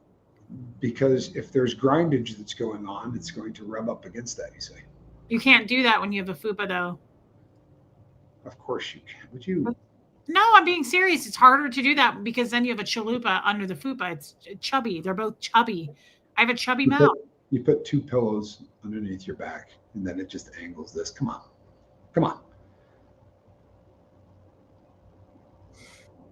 I'm being dead serious. It's harder to do that when there's extra pouchiness. But sex in general is supposed to be creativity. You know what, Mickey? We're all lost. Don't feel bad. This is this your first time here? This explodes at all point. Nobody has been found. Yeah. You get lost, and as of yet, we've not found anyone. Thanks, Just Joan. I'm just saying, stop this El Fupacabra nonsense. Pick that microphone back up, Cricket, and drop it again. Charcoal Ninja's quoting me. It's a lot of extra. That's a lot of extra. Babe, I did say that to you. I was like, oh, that ain't gonna go. Margie Barr. Oh, I used to think too small, but I wouldn't say it. I wouldn't go back. But you know something? Like boys in high school, like I knew guys where girls got together and went, and that dude's scarred for the rest of his life. Like I knew 4 guys in high school that got beat on for that badly, and they're never going to be the same. Because when people mess with the FUPA doesn't include the pelvic bone or the button. Extra chub can be tricky. I'm not being ridiculous here. Debbie, yes, it does. Listen, the purpose of all of this, and I'm not trying to turn this into our OnlyFans channel, because we kind of keep that for over there. But if you put a couple of, it's just a matter of creativity in all things. You and your partner figure out exactly what works for you, and that's kind of how you get down, right? And that's part of the fun, especially if you know, there are people who are terrified to talk about this stuff, especially with their partner. This may come as a shock to all of you. We don't have that problem. No. We communicate well. I honestly think, Tom, the reason I really wanted to do that OnlyFans, believe it or not, guys, I always wanted to start an OnlyFans because I wanted to do this, but Correct. over there. I didn't want to actually get naked and do anything. I wanted to have like a real sex talk where it's appropriate over there. I would not do that on YouTube. I have, and I regret it. I don't want to take it too far here and get trashy, but I would like to have like a show over there. Yeah. Barely making contact because of length is sad unless you bring something else to the table. I just am saying I would never do that to a man. I would not do that. That's horrible. Have you ever talked to a girl about the length of a guy's junk, just 2 girls talking? Yes, but I also... There's a chance that girl says to somebody else... But not in a negative way. What's that? But I never did it in a negative way. You never said, yeah, he's not too long? No, because I've not ever had anything. Well, it happens. It happens a lot. I know this. Don't. Yeah, and it's pressure for some guys that, I mean, literally ruins them, you know? That's one of the reasons, babe, that we call you Donkey. That was Last time I got laid when he finished, I said, "Smile, you're on Cricket Wireless." nice. Tommy always We makes laugh occasionally. yeah. We laugh occasionally. But that's good, Cricket. And yeah, in all honesty, unless it's a micro or macro, we really don't care. I agree with this. I've never complained about it. Okay, but what she just said is absolutely key, because there are dudes out there with micros and there are dudes out there with macros, and everybody in between. Like, I was listening to the Dr. Drew's show that he used to do, Loveline, and a guy called in with his girl, and he just said, "I want to talk about the operation you can get to make your junk bigger." And he was like, "Okay." He goes, "These are risky, right? A lot of times this thing can really mess you up." And Dr. Drew goes, "But give me an idea. What are you working with?" He says, 7 inches. In this dude's head, he's got a small dick, because there have been men have a problem and a hang up with their junk. Not all of them, but a lot of them. And his girl got on and went, and I told him that isn't an issue. And Dr. Drew's like, "And you want to do what?" Like, this is the dumbest thing I've ever heard, right? I agree with that. Okay, well, there you go, right? Now guys listening to this who are pencil thin are going, and they need freaking therapy. Here's the problem. Guys are oversensitive about it, and they think that was my point. This is the entire point I've been making. Guys are wildly oversensitive about this. Without us saying anything, though. Like, That's guys, because it started 250 years ago with people saying stuff. but that's This not our didn't fault. come out of nothing. Women shouldn't have to pay for that. I never did anything to a guy, and he. Have I ever given you crap for any of this? I'm saying, when you go, "Oh, we have 2 weeks out of the month," you've also never had anyone go, you need to be able to keep that up for a little bit longer. Or you've never had any of these things that damage a dude's ego like that, right? Like that. And all I'm saying is, every time someone will say, "Oh, women deal with all this," you never hear one of them go, "There's a lot of crap guys got to deal with," right? There really is. There's a bunch of stuff. We've been in this chat before where people have said, "I've been married 15 years and my guy can't do this, this, or this," right? It's the guy has to kind of be expected to be able to perform, so that in the bedroom there's a good time, right? That kind of does fall onto the dude. That is, for better or worse, a kind of pressure that women don't feel. Right? I've always thought of that. I've always thought, like, we just have to show up. Well, I wouldn't say you just show up, right? Yeah, but what I'm saying is we don't have to, like, perform. Our bodies don't have to get, like, a guy has to get an erection. Like, that doesn't always happen. And keep it. Yeah. I mean, that's not something we have to do as women. Right. I agree with that, Wendy. And Renee B says, "Why do you body shame yourself? You're amazing." Renee B, it's probably something from my childhood, but I really, really don't like my stomach. I'm getting better. I'm getting better, but I am all my heaviness is all in my stomach, like my waist. It's weird I don't have it in the back. I look like, Jeff used to say that. He goes, "You look like a skinny person from the back." And I was like, "Thanks." But he's not wrong. It's true. Like, I carry it in my stomach, and it's you got a little back. I mean, anyway, it's probably all of the terrible body shaming I do. I literally. No, it is not from my C-section.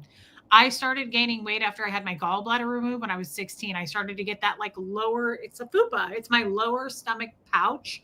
Like, I used to try to hide it. And now when I wear pants, I don't like to wear pants or jeans because it shows it more. That's why I like to wear a dress.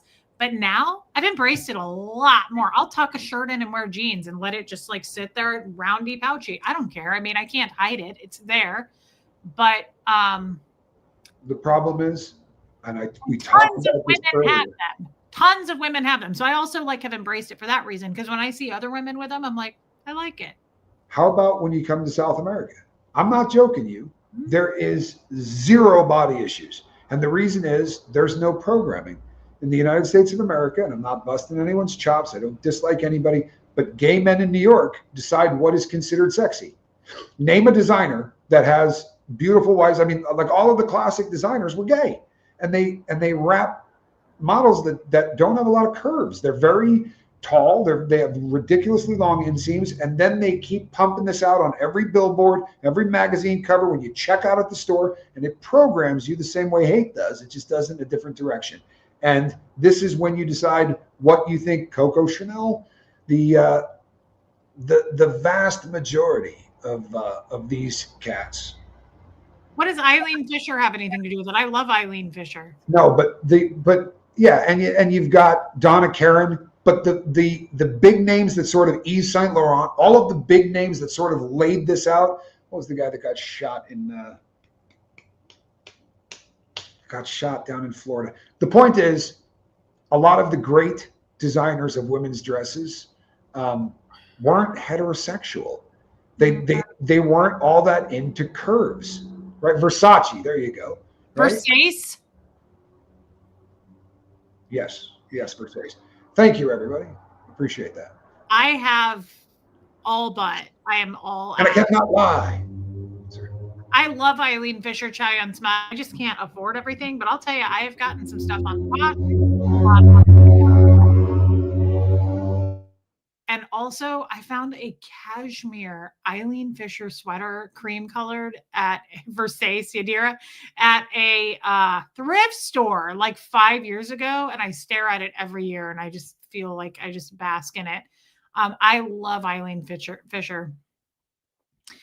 Belly is a family trait for me, and C-section made it worse. Maybe my C-section made it worse, but like, it's just so... It's my lower stomach, and we're not getting naked on here, baby. You literally look like maybe I'm flashing this. Just let it go. Go ahead. I was just gonna say, even if I lost weight, if I lost 40 pounds, it would still be there. Like it's my anatomy. Like it's just a shaped. That's how it looks like one of those Italian statues. Like it's like a pooch. Right. Well played. It's like a rounded pooch. Yeah. And why were they making statues of that? Because they thought it was disgusting. No, they thought it was hot. And then we let people come and started, programming us. You come to Ecuador, spend 6 months here, and you won't They're think everywhere. There's about hardly any thin women in Ecuador. They're very shapely. They're very beautifully like curvy. Rubenesque. They're beautiful. Rubenesque. Yes, they're beautiful. And who cares? Quite honestly, even if there were thin women, who cares? But it does make a different place. It does make the more curvy women, such as myself, feel at ease, because I'm like, damn, they embrace it here. They're not shaming or hiding it. But they're not shaming the thin women either, right? I mean, every guy you see tends to have the married men tend to have women that are more Rubenesque. But it's not like they're body shaming thin women. There's none of that garbage. Everybody just has a body. Nobody thinks twice about it. Everybody is just considered, and guys will be like, you'll watch. Not expats, but you'll watch the locals, and a girl will walk by that is 2 Reese's, and the guy will go like this, woo, and the guy next to him will be like, eh, and then the next person walks by. They may not agree on it, but nobody's telling anybody that they're idiots. Or in America, they program you. Yeah, and this is good. I'm going to be honest about something, because I just thought of something. And Rue, I love this about Mexico. This is huge growth for me, but I'm about 187 pounds. I mean, I think that was my last doctor's appointment. I look at like a stick thin woman that walks by, and I'm sure, like I like her features. I like my body more. I like kind of the roundiness. I like my ass is pretty damn big. I've always been told by men, like, damn girl, you have an ass, but it's good, apparently. Does nothing for me. Okay.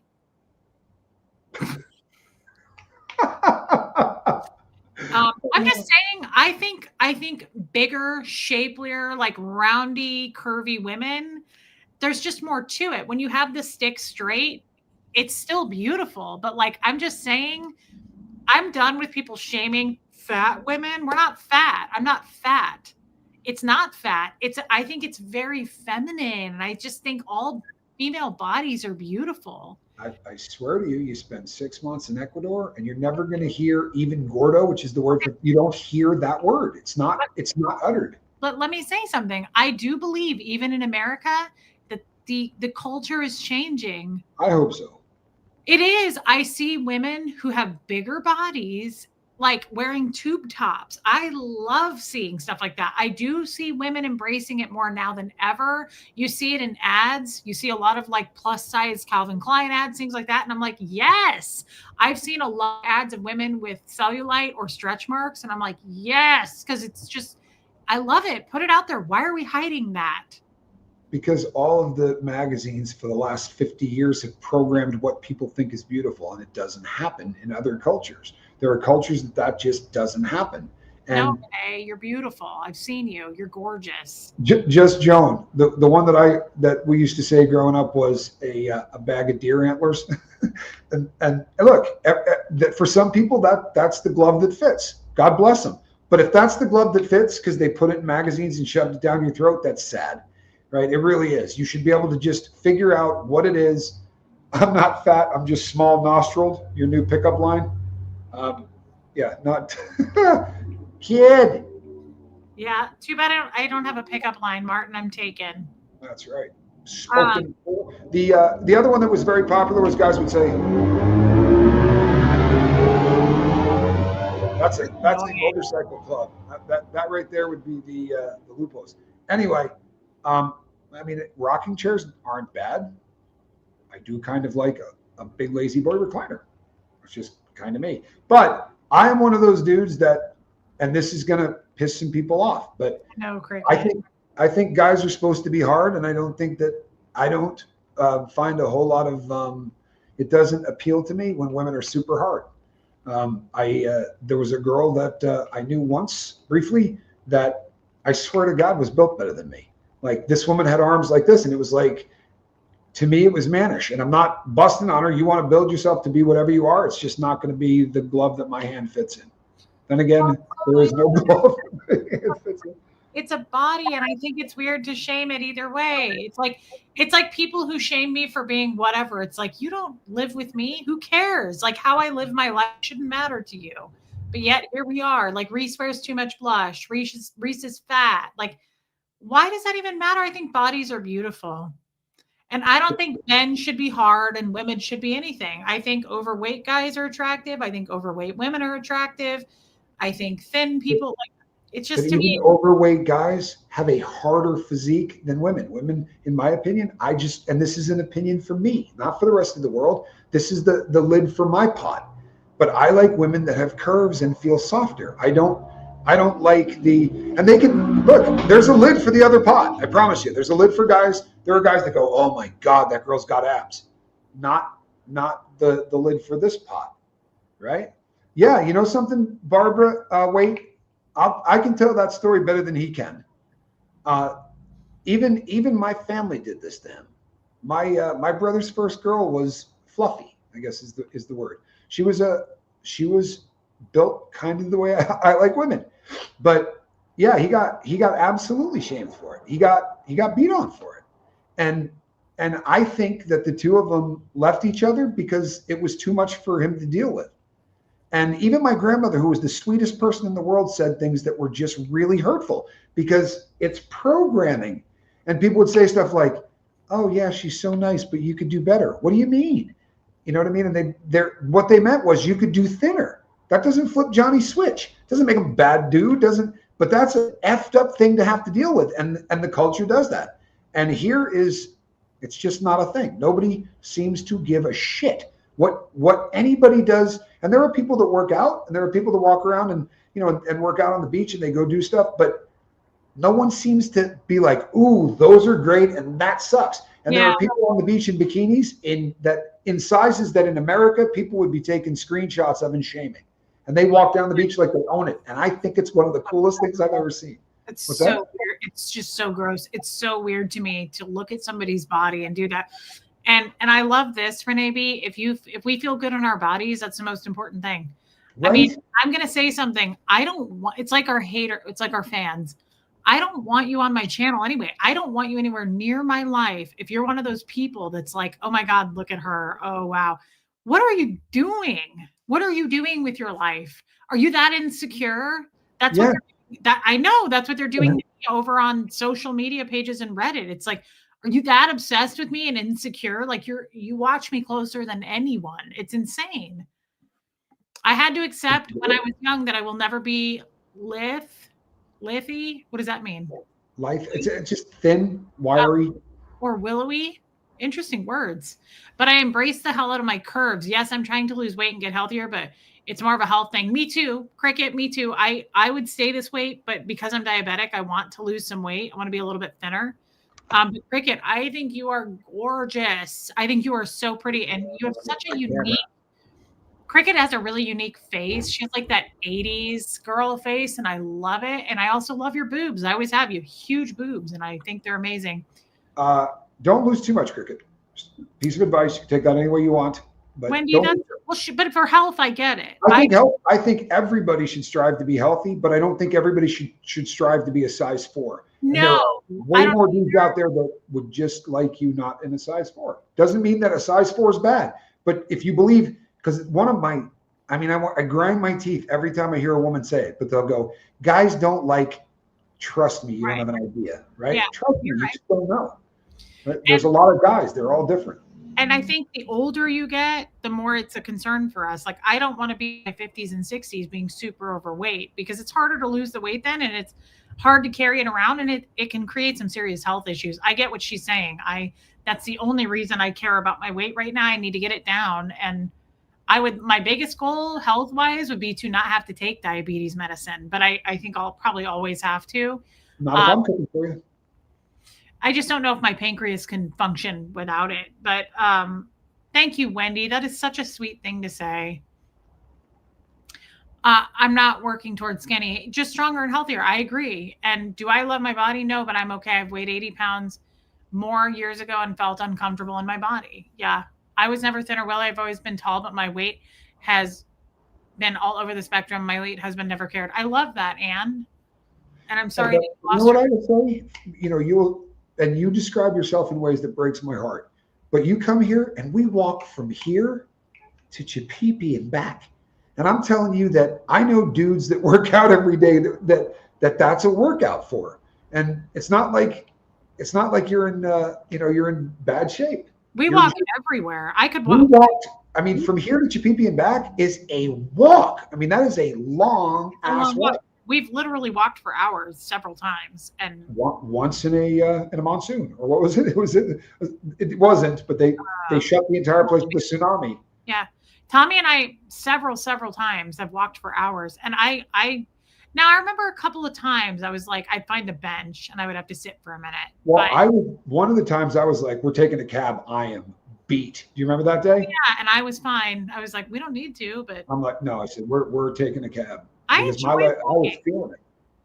That was a little too much. That day was maybe a little bit over the top in terms of. We literally walked for a couple of hours. Yes. See, Cricket. That's been my plan. Oh my God! Does walking make your ass bigger? What? It's firmer. Your glutes are attached to that whole walking motion. Absolutely.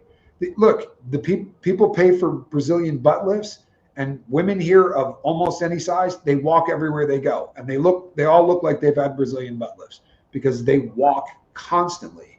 You know what I mean? Like, most people do not own a car, and most people don't need to take cabs, especially on the peninsula. You can walk anywhere, but you're going to walk 20 to 30 minutes a day, and it tones those muscles. It absolutely does. Not that there's anything wrong with that. Half Italian, half Ukrainian. No chance I was going to be 105 pounds, but damn good cook, and I rock my bikini. I love that. That's what I mean. I love your confidence. Like, there's nothing better than that. And that's what I'm striving for, honestly, Montgomery Angels. Like, it does. So I want to love my body. I'm glad I'm in a relationship with Tommy. He boosts me a lot. But honestly, at the end of the day, I want to be my biggest supporter and fan. Like, I want to know that I'm cool with me. I don't want to tear myself down anymore. And I've been doing it forever.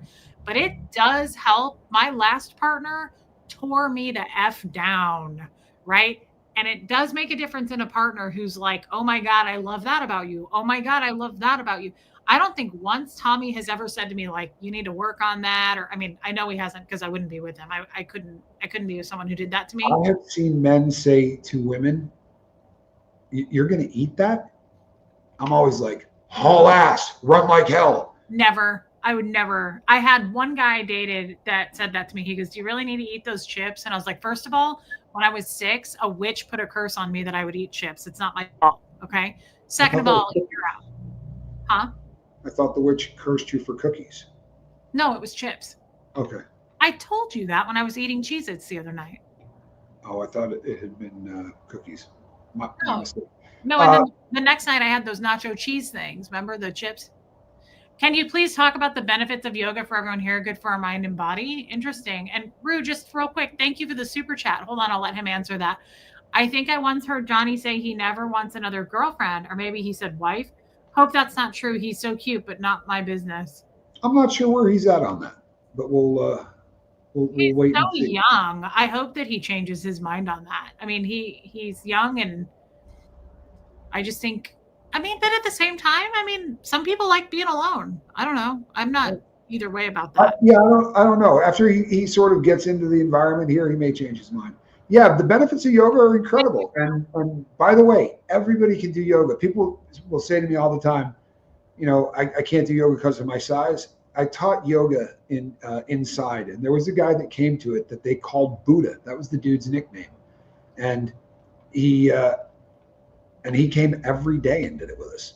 And he got far more, he had the ability to move better. It's fantastic because it helps you stretch. And believe it or not, the ability to stay limber is going to keep you alive longer than almost anything else. There's a test that you can do where you lay on your back and get up, and they talk about how many points of contact you have to make on the way up. If you could sit up without using your hands, right, and then just get up, but each time you put down a hand and elbow, and they can predict how long you're going to live by that. So yoga is a great way to live a very long life. It's a great way to, it also quiets the mind, which is always a really beautiful thing because we spend a lot of time in our heads.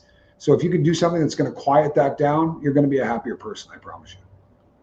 I always wanted to try yoga, but you aren't allowed to as a Scientologist. But also I thought I was too overweight for yoga. I was like, everybody I know that does yoga is thin as shit. Like, no, there are no overweight people that do it. That's not true at all. You just said that in a yoga studio. There are definitely people that of every body shape and size that do yoga. That's what I had in my head though. And I was like convinced that I couldn't do it. Rue, thank you for your super chat. I would, as a matter of fact, babe, when I see you, the next time I see you, I've said this every time, but I'd really like you to show me just a few like simple basic poses because I would like to do them here in the morning when I wake up and stretch. I'm starting to feel like older, like my bones hurt. I'd like to stretch in the morning. I can show you a couple of poses. There's a couple you're already doing. You just didn't know you were doing yoga. I'm sorry. It's low-hanging fruit. I'm sorry.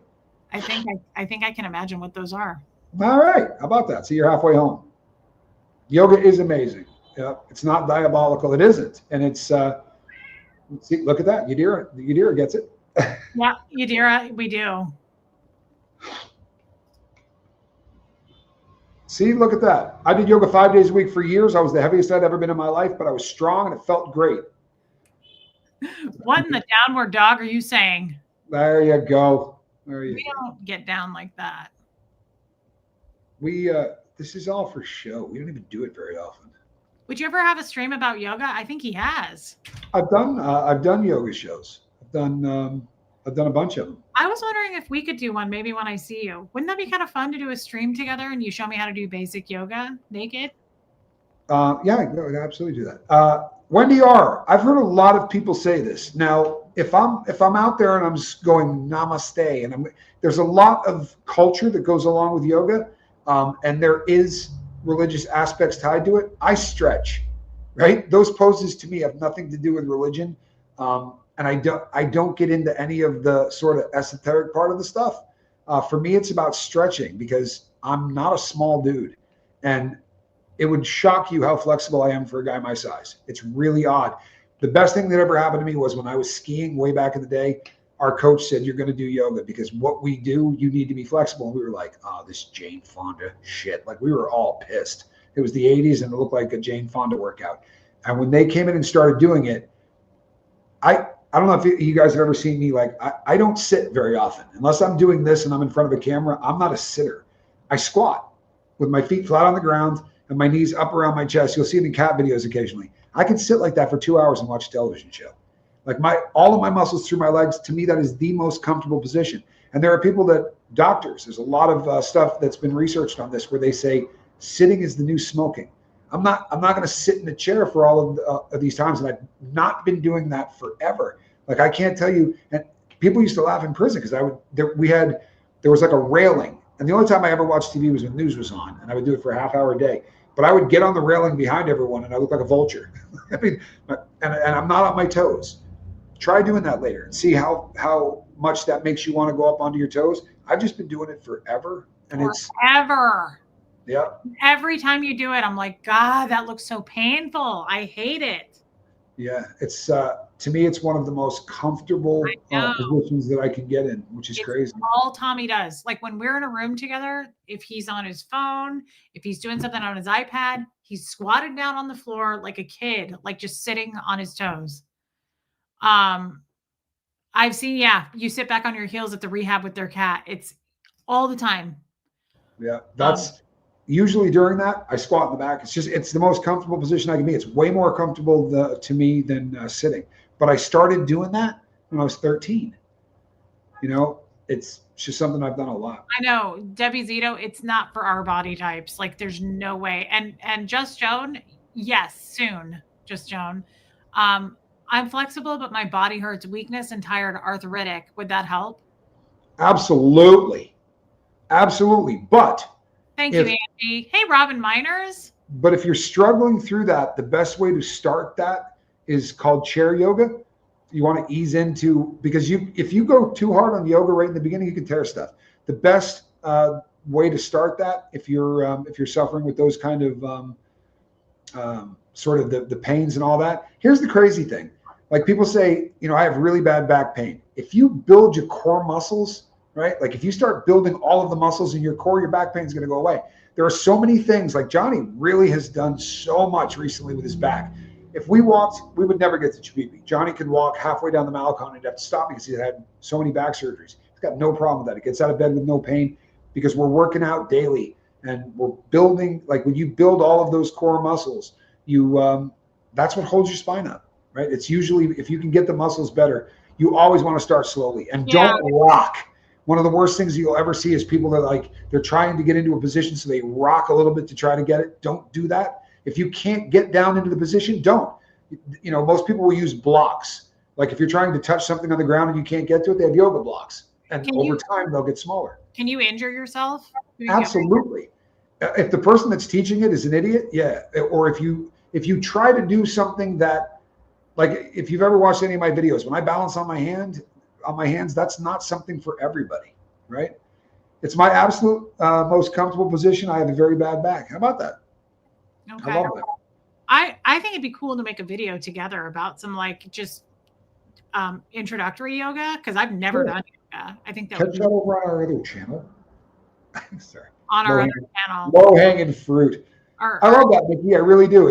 If you can get into that position, if you've been doing it, it's literally the most comfortable position in the world. I can watch entire movies like that. I freak everyone out, but I can sit and watch a 2-hour movie in that position. And it's so much easier for me. Like when this is over, I'll feel it.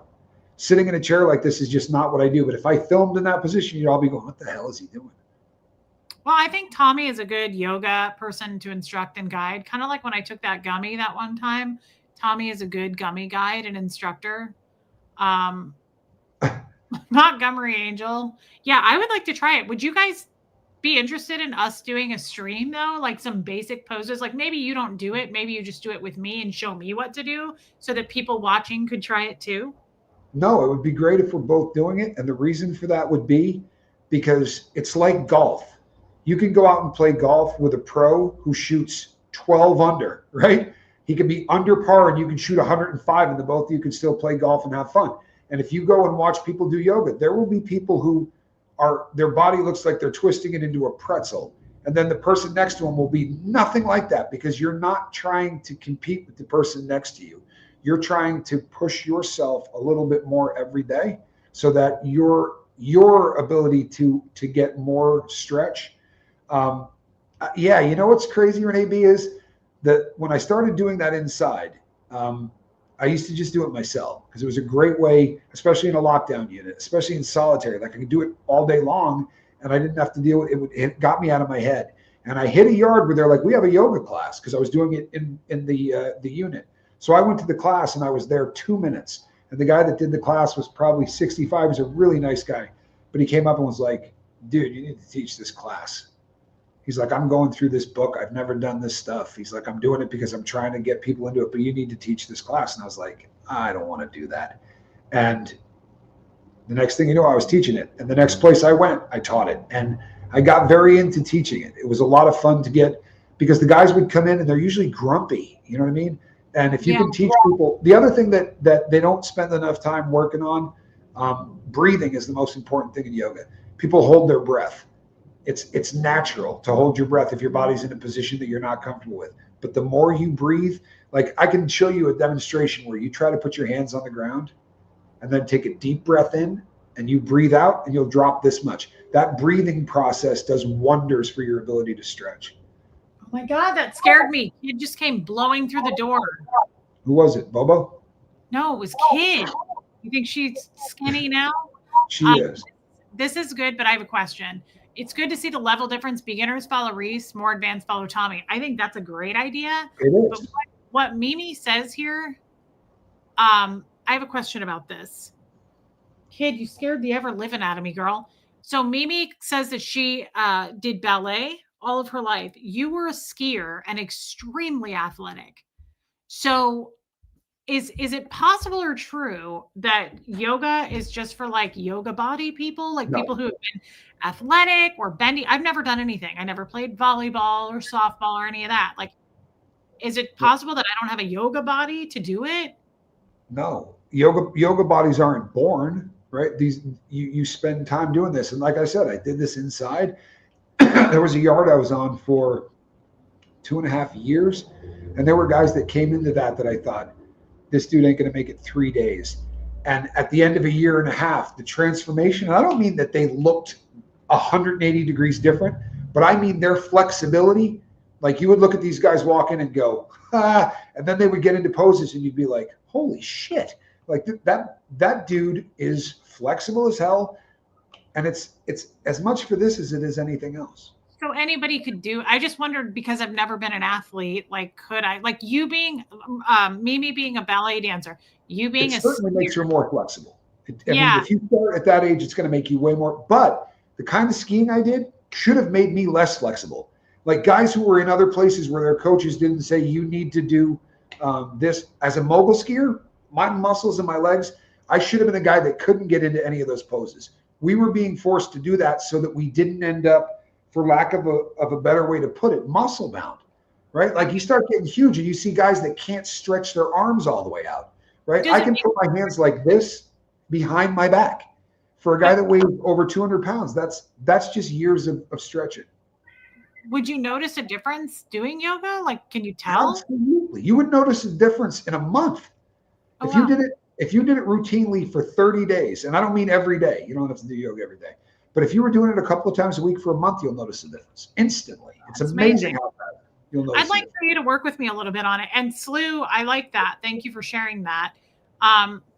This has not to do with what we're talking about, but I agree with this. Tommy would make a great doula. Never met a male one, but he would be terrific. He would. Tommy would be good at that. I think he would be really good at that. You know what? Yoga helps with klutzy. Babe, don't you? Do I think I would be good? Mm-hmm. I'm never much good at thinking I'm going to be good at anything, right? I mean, I know I can speak. I was a good skier, but even in the middle of it, I wasn't thinking to myself, I'm particularly good at this. Like when they came and started asking us, there was an Olympic hopeful program. And when they showed up for it, me and my 3 friends were like, what the hell are you talking? Everybody we knew skied, and we never thought we were really any further along than anybody else. You know what I mean? Okay, fine. Well, I'll say it. I think I agree with Rue. You'd be a good doula. Well, thank you. That's a very kind thing to say. We're not practicing on me. Why not? Why not? Because you snipped your onions. You make a good point. Why are you in here again? You want it out. See, Nikki says yoga I learned way later in life. So hey, Eric, fan. Hey, Cliff Ann. Tommy and Who Reese the would hell's Eric? that. Huh? Sorry. I said, who the hell's Eric?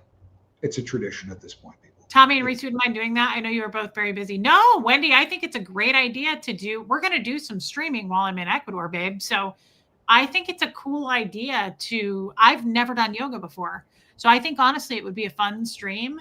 And that way too, I could wear like some short shorts for the haters to make fun of me. My body isn't much different from yours in structure. Yeah, I agree, Abigail. I've been an office worker my whole adult life, and I did yoga weekly. Oh, wow. Because my insurance sponsored a class. Abigail, I love that. That's great. It's not something that you have to be incredible at to get incredible benefits. And the longer you do it and the more benefits you get, you'll get to a point where the poses become a whole lot easier. There are poses that I'm never going to be able to do in my life. There are all kinds of poses that I'm never going to get close to being able to do in my life, but it doesn't make it any less fun. Eric, thoughts and prayers for you. I'm glad that the medication is helping. I just read that, Eric. I'm so sorry. I didn't know that was going on. Yeah, Wendy, I don't know if a lot of you would watch a yoga stream with me and Tommy, but I think that sounds like a lot of fun, honestly. You know what else I'd like to film Tommy doing? He probably wouldn't let me, but he's a really good cook. And I think it'd be so cute to watch Tommy in the kitchen. He's a culinary gangster. I don't know if you knew. Culinary gangster. It's the truth. I'm getting pretty good at it. I think it would be cute, babe, to film you and Luigi. Because you got, I think that would be really fun. I would like to do some different kind of content than we normally do. Just to also get out in Ecuador and like show people around. I'm basically going to bring a whole group of people with me because I have rabid cult following fans. Yeah. Which means they're going to have to come with me, and they want to, and they're doing it by choice, right? Everybody. We'll bring the subscribers and the fans. They'll love it. You know what? I'm going on Monday. I'm going up to cook with Luigi. You are?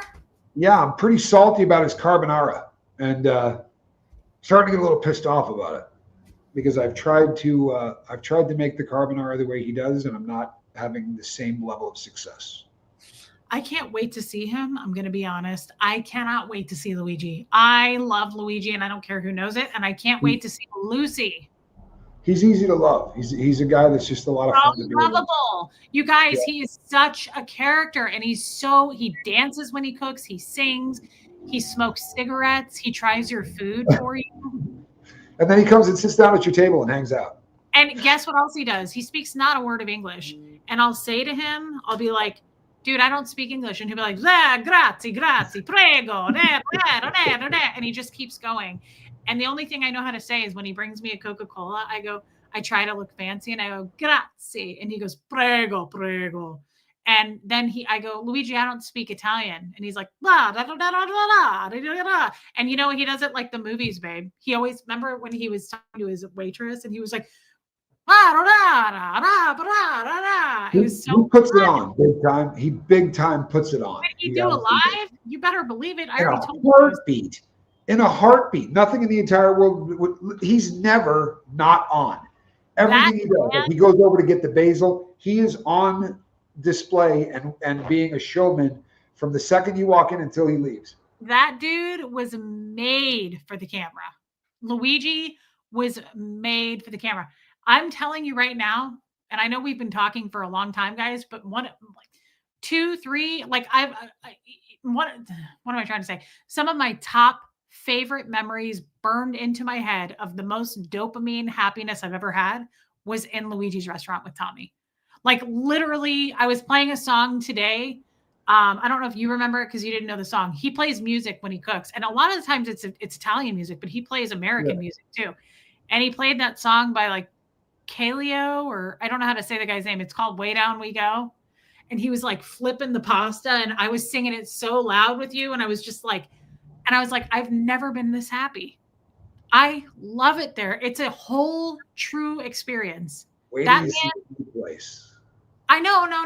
I'm sure it's amazing, but like it's the experience of Luigi. He's incredible. Yeah. He doesn't speak any English, but he makes me feel so special. I love him. One time we came in to eat, And his real friends came in. They come in on like Monday nights to play chess. Yep, they do. Real friends come in. Tommy and I don't know him that well. This was one of the first times we actually started to talk with him, right? Remember, we had been talking with him for like an hour. His real friends, the people who know him, come in, who speak his freaking language. They are like, I said, let me let you get to your friends. And what did he say? He goes, no, you guys are my favorites. He said, no, I'm with my favorites. And you know what's funny is I just have a much easier time with Italian than I do with Spanish. So I can sit and sort of translate. I can't speak back to him as easy, but we've gotten very good at communicating anyway. That's gross, Rue. I had no idea. He doesn't. Well, he doesn't. And if you go over to Johnny's channel, he's got shorts of Luigi. These were completely, no planning, no nothing. Johnny walked in, turned the camera on, and said, hey, what's going on? You would have thought it was a script. He was like instantly just lit up, started talking. The whole thing is a show for him. The way he brings a drink, the way that he does everything, the way that he sends people to go get stuff. He's got a much bigger staff now. The way he moves his body, the way he sings, the way he carries himself, he's so entertaining. He's electric, and he's really so fun. He's so fun to just sit there and watch. And he'll look up at us when he's flipping stuff, and he'll smile or he'll wink. He's just so. I'm actually now. I feel like is growing fresh, and he goes over and picks the leaf off and drops it over his shoulders. He's walking by. He's got it to a science. I promise you, he's got it to a science. He has a big staff now, kid. He's got a way bigger staff. He tries your food. Like, he'll take a bite of your food before he gives it to you. I'm looking for. He got too much talent, honestly. He can sing. All of the art in there he painted on the walls. And the first time I went into the other place, I was like, I wonder if he really did that. But I watched him paint the stuff on the walls now. And he has Michelangelo painted on the wall. And it's just. He's an artist. Absolutely amazing. His art is off the hook. Okay, so they're very similar, Renee B. The both of those languages are super similar. Making pizza. He's so cute. Look at him with the sauce. He's so adorable. I love him. Guys, he did so much better in the new restaurant. Like when you see it, the way it's laid out, he's got so much more room to sort of. I really love the new place. Look at his pasta cabinet. Look at that. He makes all of his own pasta. He does. He has a pizza oven right there. Yep. The pizza oven's over at the new place as well. He is so cool to watch. Look, he's singing. I'm not going to play it because it'll demonetize us. Right. He's just singing as he makes that pizza. Look at him putting on the cheese. He's amazing. And the stuff that you see behind him that says Paragallo, that's the name of a pasta company that's been around since before America was America, and it's his family's company. So it's really cool. At least the chefs are supposed to taste everything. He really tastes everything. He does. And you know what I love too? He's respectfully sweet on me. He's not inappropriate sweet on me. Just to say that. But when we first sat down and really got to know him, I was like, "Are you married?" Like, we were asking him all about himself, and he was like, "No," but he said, "Do you have a sister?" I was like, "No, not that's available." And he said, he was like, if we sent super chats, would he consider giving us a cooking class? You wouldn't have to super chat him. I'm telling you, I'm going to stream him when I'm there. Yeah, you could probably get a cooking class out of him. When I was going to leave, hey, Sierra Terry, when I was going to leave back to America, I was like sad to leave him. And I said, I'm going to miss eating here. I just love it. It's such an experience. And he was like, I know Angie Mo was going to say, he goes, please. He goes, when you come back, he was like, bring a friend with you. He was like, bring somebody back. And I was like, I'll get to work on that. He was like, bring some of your friends. Bring some of your friends back. And I was like, we could probably work that out. He's a bit of a player. Like, I bet he's a bit of a player. He dates. The dude I'm not out on anything I know about him. I spend a lot of time with him. He's probably he's suave with the ladies. Like, I have no doubt that he's probably like flirty and good at. I love that guy though. He's so pure and kind, and he's just such a nice person. And I love how he really loves me and Johnny. We just sort of hit it off. Love how much he loves Tommy. We really hit it off. So you're saying I have to go to Ecuador now? Yes. Yeah. Semi-flirting is a cultural thing. I love that about older Italian men. Reminds me of my nano. And again, he wasn't like, No, he's obviously, not a creep. He's not a creep. He just sort of does it with everyone. But when we were sitting there the first time, we were talking. He said to me, "Beautiful watch." He was talking about the watch I was wearing, and I said to him, "What's your favorite watch?" And he's like, "Longines," like that. He goes, "My dad had a Longines watch." So I found out what year he was born, and I gave him a Longines. We do birth year watches, so I gave him a watch from the year he was born, which happened to be a solid gold watch, absolutely gorgeous. And I brought it and I was like, "Look at this," and he went, "Whoa!" He's doing this one, and then he went to hand it back, and I was like, "No, man, that's from the year you were born," and he lost it. It was that was a cool watch. I've worn that watch. That was an amazing watch. Yeah, Tommy gave that to him. So I love how close they have become. They're really good friends. Have become very good friends. It's so He's going to teach me to make his carbonara on Monday. Tommy will text me and be like, "I'm going down to Luigi's," and it makes me think of the Billy Joel song. What's it called? Scenes from an Italian Restaurant. Scenes from an Italian Restaurant is so fitting for that song. Yeah. I love Luigi. I can't wait to see it. This place is so much cooler. It is so much cooler. Renee B, I had a gift made for him. I had his own personal apron made on Etsy. It's embroidered with his name on it. I cannot wait to give it to him. No, Mimi, it's not scary. Not at all. To me, it would be scary going back. I am so much happier, and I'm not bagging on America. I'm not. It was a lot of fun to live in America until I became a content creator, and then it really sort of became. It's just different. That's right. Bottle of red, bottle of white. It's color you're into. Ecuador is the best place I've ever been. I've never felt safer. I felt so much better and happier in Ecuador than I've ever felt in my life. Yeah, but I might be a little bit to his tastes are closer to mine. Like, again, I'm not trying to out Luigi. I'm not saying he's a player, but I have seen a couple of ladies that Luigi hangs out with, and he likes them a little bit fluffier and curvier. And blonde. It's cultural down here. The people tend to like the ladies a little. He certainly does. Doberman K, welcome in. Yeah, didn't he say he likes blonde women though? Yeah, I think I sent you a picture of when I saw him at the Super Maxi. Did I send you that picture of the girl he was with at the Super Maxi? From the back, you guys could have been twins. From the front, you guys are a little different. She looked more, her face looked more like a ginger from the front. I think she probably dyed her hair. But your build was he's looking for a Botticelli body. Yeah, Rubenesque. Your cat's jacking the door open again, unless that was a dog. I know. No, she comes bold. Kid. Debbie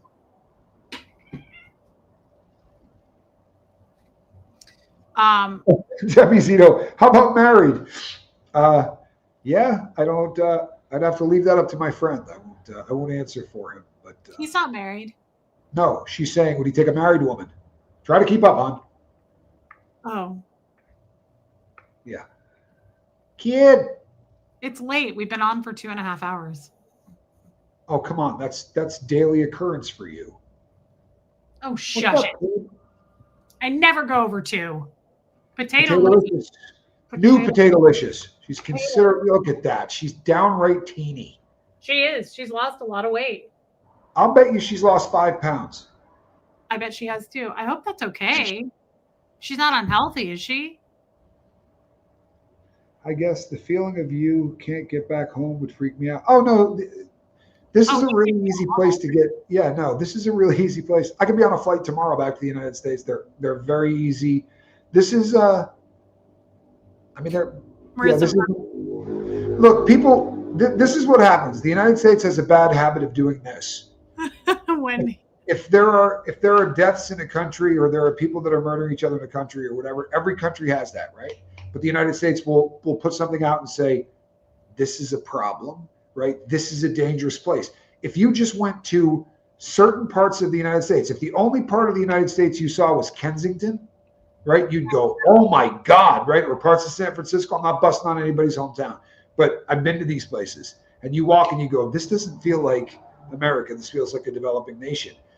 So there are places in Ecuador that are dangerous if you happen to sell drugs for a living. if you're transporting drugs, if you're part of the drug trade, there's a really good chance that you could end up in bad shape, right? Because oh my Lord, Renee B, anyone that's born in the 60s, all of the watches were epic. I will look through my collection and take a look at 62s.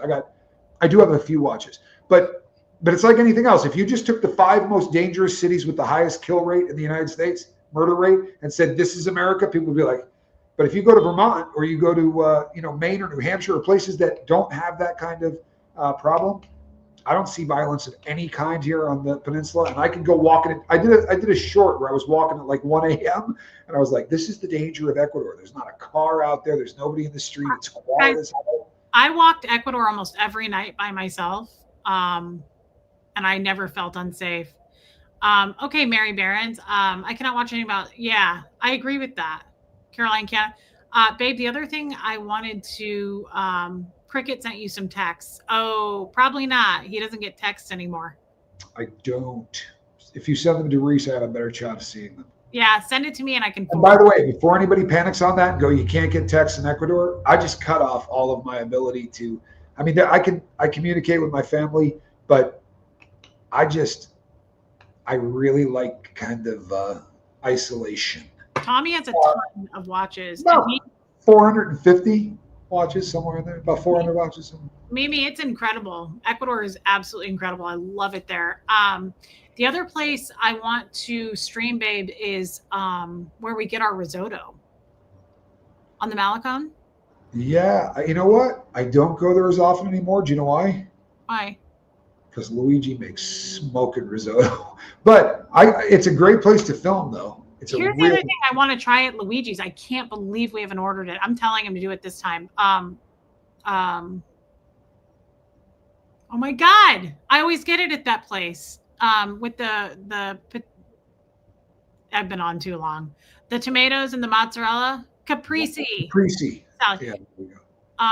Luigi makes caprese salad. Why haven't I done it? The other place I want to stream is at Lucy's. Make sure you send those to Quibs, and I can absolutely tell you a professional opinion on that. What is the quintessential 1973 watch? If you got money to burn, the quintessential 1973 watch is probably made by Audemars Piguet. That Royal Oak series started around then. That would be the A series, but they are super expensive. Anything Bulova made in the 70s was beautiful, and they're a lot more entry level, and they're gorgeous. What is Watches changed. That's 1940s. That's a really old watch. This is from the 40s? Yep. Eastfield. Yeah. That has radium all over the dial. That's an original. That is a very, Look at how very. cool the numbers are. I noticed that you didn't wind it or set the time. Oh, do you do that? Ugh! I don't Sorry. even think about I had it. something in my throat. I'm a watchmaker, and every time my girl puts a watch up, it's set at whatever time it was when I gave it to her. It's not jewelry, babe. It keeps time. I built those things. I literally rebuilt half of the watches I gave you, and you just wear them as jewelry. It's such a. I don't ever use these for time. I have no idea how to do it. I just like the way they look. I use my phone for the time. Wendy R. Old Omega watches are absolutely some of the most beautiful. My brother was born in 1966. I gave him a birth watch. I gave him an 18 karat gold Omega. I don't love the new Omegas as much, but the old Omegas are just they're absolutely incredible. I don't even like when I think of the time, I would never consider looking at my watch. So, you know what? Stop while you're behind. It makes him so mad. Tommy is obsessed with watches. He's a watch fixer, watchmaker. He can tell you everything about every watch, and he gets mad that I forget. I don't even think. I'm what people call a horophile. Like, I'm so into the keeping of time, like watches, clocks, all of that stuff. I just do and it. Reese will go, oh, I love that. Now, and I'll say to her, if you're not going to wind this and set it, I'm not going to let you have it. And now you put it up there, and I'm looking at the second hand going, why is that not ticking? It's not just a tough concept. What about Patek Philippe? If you have the money, Patek Philippe is the holy grail, right? Patek Philippe, Audemars Piguet, and Vacheron and Constantine. I'm not being blasphemous, but they call that the Holy Trinity. Like, those three watch companies didn't sell out. And Rolex is still made by the Wilsdorf family, so they're still privately owned. all of the rest of them are owned by one of two huge conglomerates, Swatch, right, which owns everything, including Omega and a bunch of other ones. And then the other one is Louis Vuitton, Moet, Chandon, and Hennessy. That company owns the Gucci brand and all of the other half. So there's really two massive companies. But you went to the Patek Philippe, so did it's absolutely the coolest thing in the world. The Patek Philippe Museum is unbelievable. Debbie, he was born in 1970, Debbie. Yeah, maybe he collects watches. He also sells them. He's a watch salesman, but he doesn't talk about that much on YouTube. But he has a ton of like really, really highly collectible old watches that he's restored, things like that. Rue, those old swatches are so fantastic. I had some very cool old swatches. They ended up on Reese's wrist because they don't have to be set or wound. So I like putting those on there. I have so many watches. Tommy has gifted me. I probably have 30 watches. Easy. And you don't wind any of them. I'm afraid I'm going to break it. I'm like, if it's that old, I'm afraid it's going to break. I don't know how to wind it. The crazy thing is, right? They're in more danger from you not doing that. And you'll hear people argue this point because they'll go, well, anytime metal is going back and forth, it's not metal on metal. There's very little of that. The gears are lubed and they're sitting in jewels. So it's not metal on metal unless it's a Timex. That's why they took a licking and kept on ticking. But you don't either. I wear watches as jewelry. You were doing so good up to that point. What? I'm glad I'm not the only one. Yeah, Robin Miners, retro, vintage. You know something, Jay? I tend to, I disagree. I think all watches are special. I really do. Like somebody made a joke about G-Shocks. I have 4 of them. G-Shocks, honestly, so like this watch is expensive. It's very high tech. And if I drop it from 5 feet, I'm going to have to repair it. It's just no two ways about it. The G-Shock was incredible because you could drop it from 5 feet. It doesn't damage the watch. And by the way, there are G-Shocks that are $37,000. There are some pimp G-Shocks out there. They're limited editions and they're made of metals and precious metals, but there are some really expensive G-Shocks, and I love them. Me too, Debbie. Hey, so Greek, it's good to see. Here's the crazy thing. Hold on, don't go. Driving me nuts.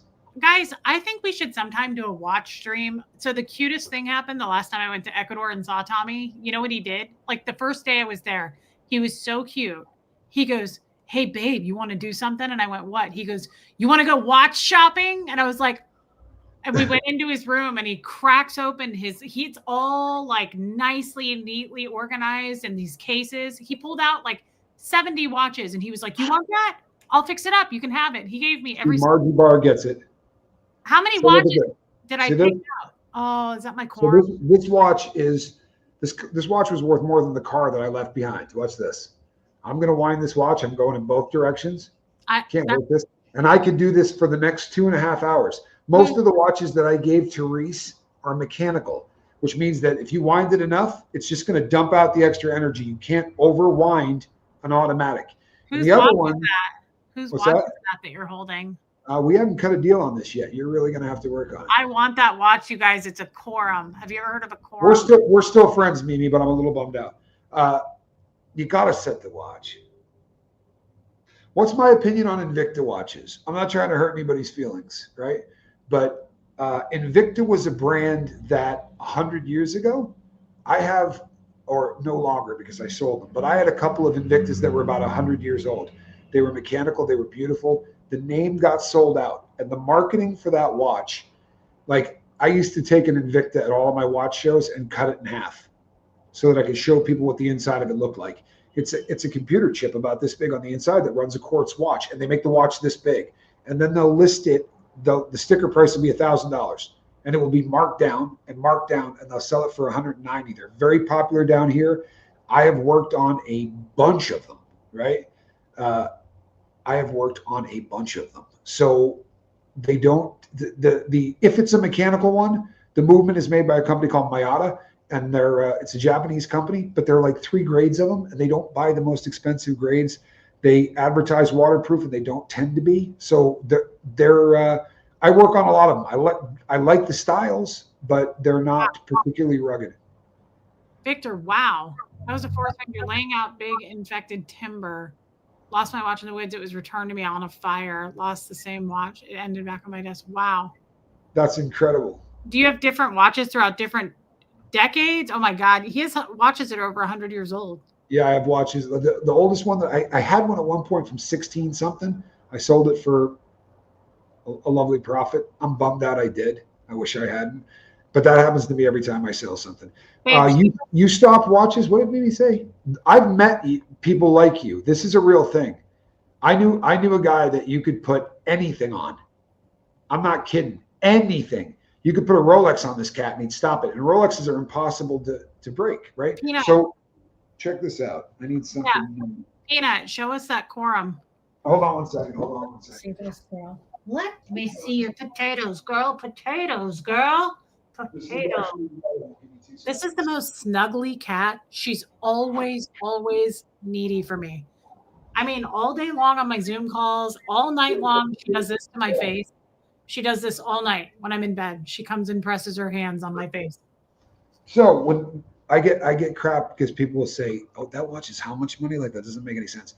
This watch will never need a battery, right? Ever. It works on the movement of your wrist. It's waterproof. So cool. It's waterproof. It's accurate to a second a day, right? In plus or minus. And if it's running fast and you put it this way at night, face down, it will slow the watch down. If it's running slow, you can put it this way, it'll speed it up so that you never really have to deal with it. I will, Cricket. Reese loves it when I do this. See this? You can't do anything to scratch this thing, no matter how hard you go at it with a knife.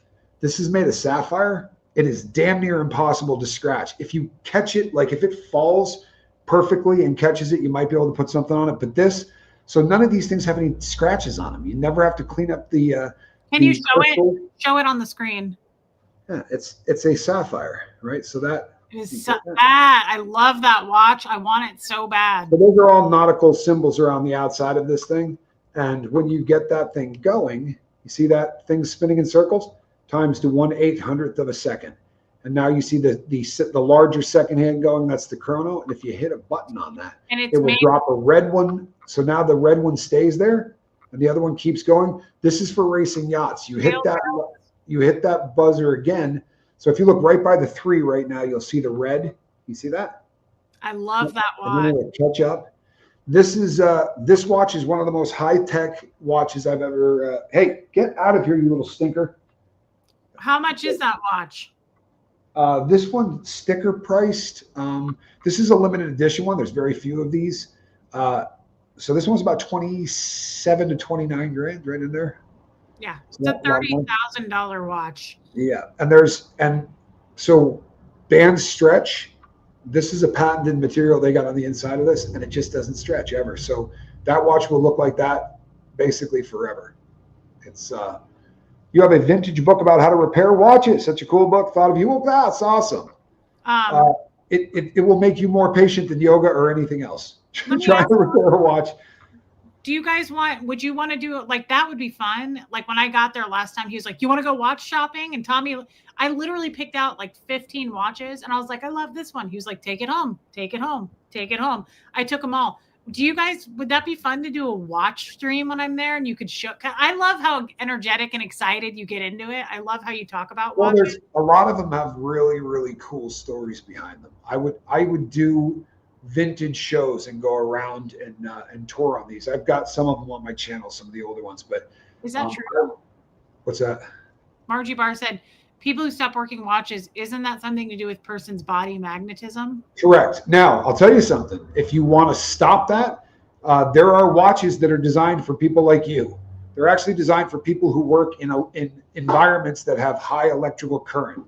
So the sort of the gold standard was made by Rolex. It's called the Milgauss, and the second handle looks like a lightning bolt, right? It's designed for people that are going to work in laboratories or whatever, where there's a shit ton of electricity or a shit ton of magnetization, and that will not mess up. That's crazy. I would love to do that. A watches by the decade stream. And do you have a skydiver watch? Do I have a skydiver watch? No, I know the watch you're talking about. There's 3 companies that made it. They actually have an altimeter inside it, but no, I have not. I don't have one of those in my collection. I've probably sold 3 of them in my life, where I would buy those and then flip them. But oh well, thank you. That's awesome. Is there a prettier one, more slender, kind of picky? He has so many, and I was going to say Renee B. I can't afford anything under $1,000. Tommy has every. Oh. Yeah. Yeah. No. Here's the thing. I'm not a guy that collects $30,000 watches. See, I started repairing watches when I was younger, and you ruin a lot of them. Right? It's a hard process to repair a watch, and you have to practice on them. So I used to go to thrift stores, and I would buy watches that today are worth $400 or $500. I used to be able to buy for 40, and if I couldn't fix it, it went in a box. And then as I got better over the years, I went back to all the ones that I destroyed along the way. And there was a time where you could buy Bulova watches from the 50s for, $30, and that just is not the way it is anymore, right? The MRI tech, you shouldn't have a watch anywhere near that. You can defrag them. There's a machine that you can put a watch into that will demagnetize the thing. I have one sitting in the United States, right next to my time grapher, which helps times these things. But no, I have a ton of watches under $1,000. The vast majority of my collection is under $1,000. I have some though that, for me, provenance is probably more than anything else. How do I find the Swatch I had in the 80s? I can't even find a picture on eBay, Google it, anywhere.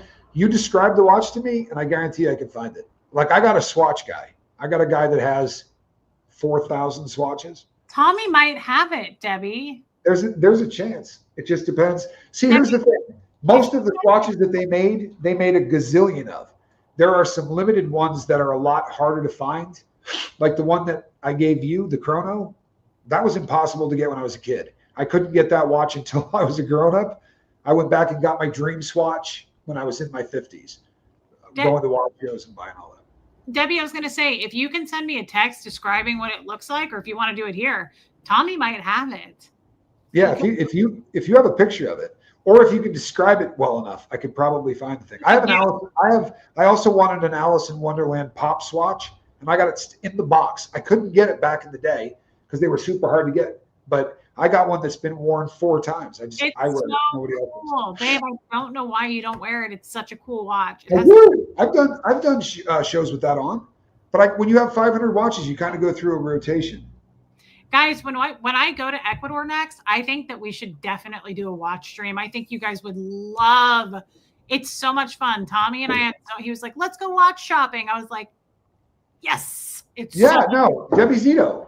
Yeah. So almost all of the swatches that I consider swatches, I mean, they're still making them, but all of the swatches that I was into, those were my first watches. That's what got me into buying and collecting. And I know exactly the ones you're talking about. I still have a collection of all the rubber, the rubber that went over to protect the crystal. Yeah. All you need to do is tell me the colors. If you tell me the colors and what the dial looked like, what I just thought of? We should totally do that, because if somebody saw one they wanted to buy, like Debbie, if she saw one that she was like, "Oh my God, that's it," I could bring it back to the US with me and ship it. No, right here. The yellow one that you have that you wear just for decoration is broken. I paid $500 for it, and you won't even send it back. I gave you the box, the papers. It would be really nice if that got returned so that we could get one that worked. That would be lovely. Right, but that doesn't have anything to do with what I just said. I'm not sending back anything until you start using watches correctly, and maybe getting that one replaced. It's $500.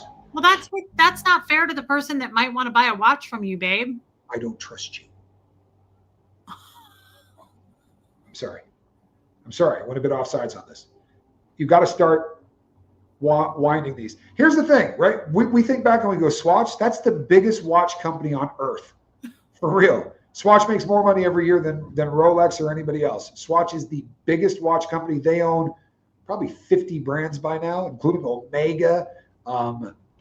Some of the biggest. Renee, I'm sorry. I think Timex watches are awesome.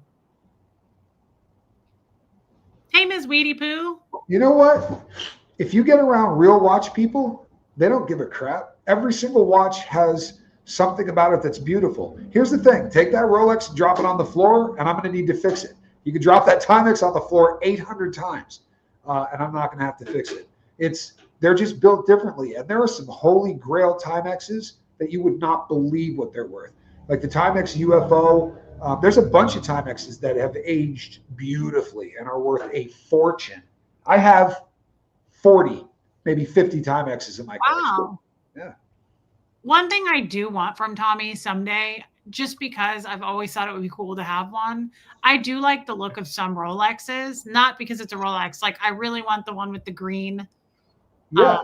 the gold with the green. I like the color. I like the blue. I like the navy too with the gold. But I think it would be really cool to own a Rolex someday. I think there'll be a pretty decent chance that you have one. I have 2 Rolexes. The nice thing about Rolexes are that they're impossible to destroy. They're very, very tough watches, but they're not the Rolls Royce of watches, right? They're probably not even the Porsche of watches. Debbie, in terms of like expensive watches, they're just not. Debbie, that sounds so cute. Hold so on. Early. Apple green, darker green dial, small black seeds. I know exactly what the watch you're talking about. I swear to God, I know exactly the watch you're talking about.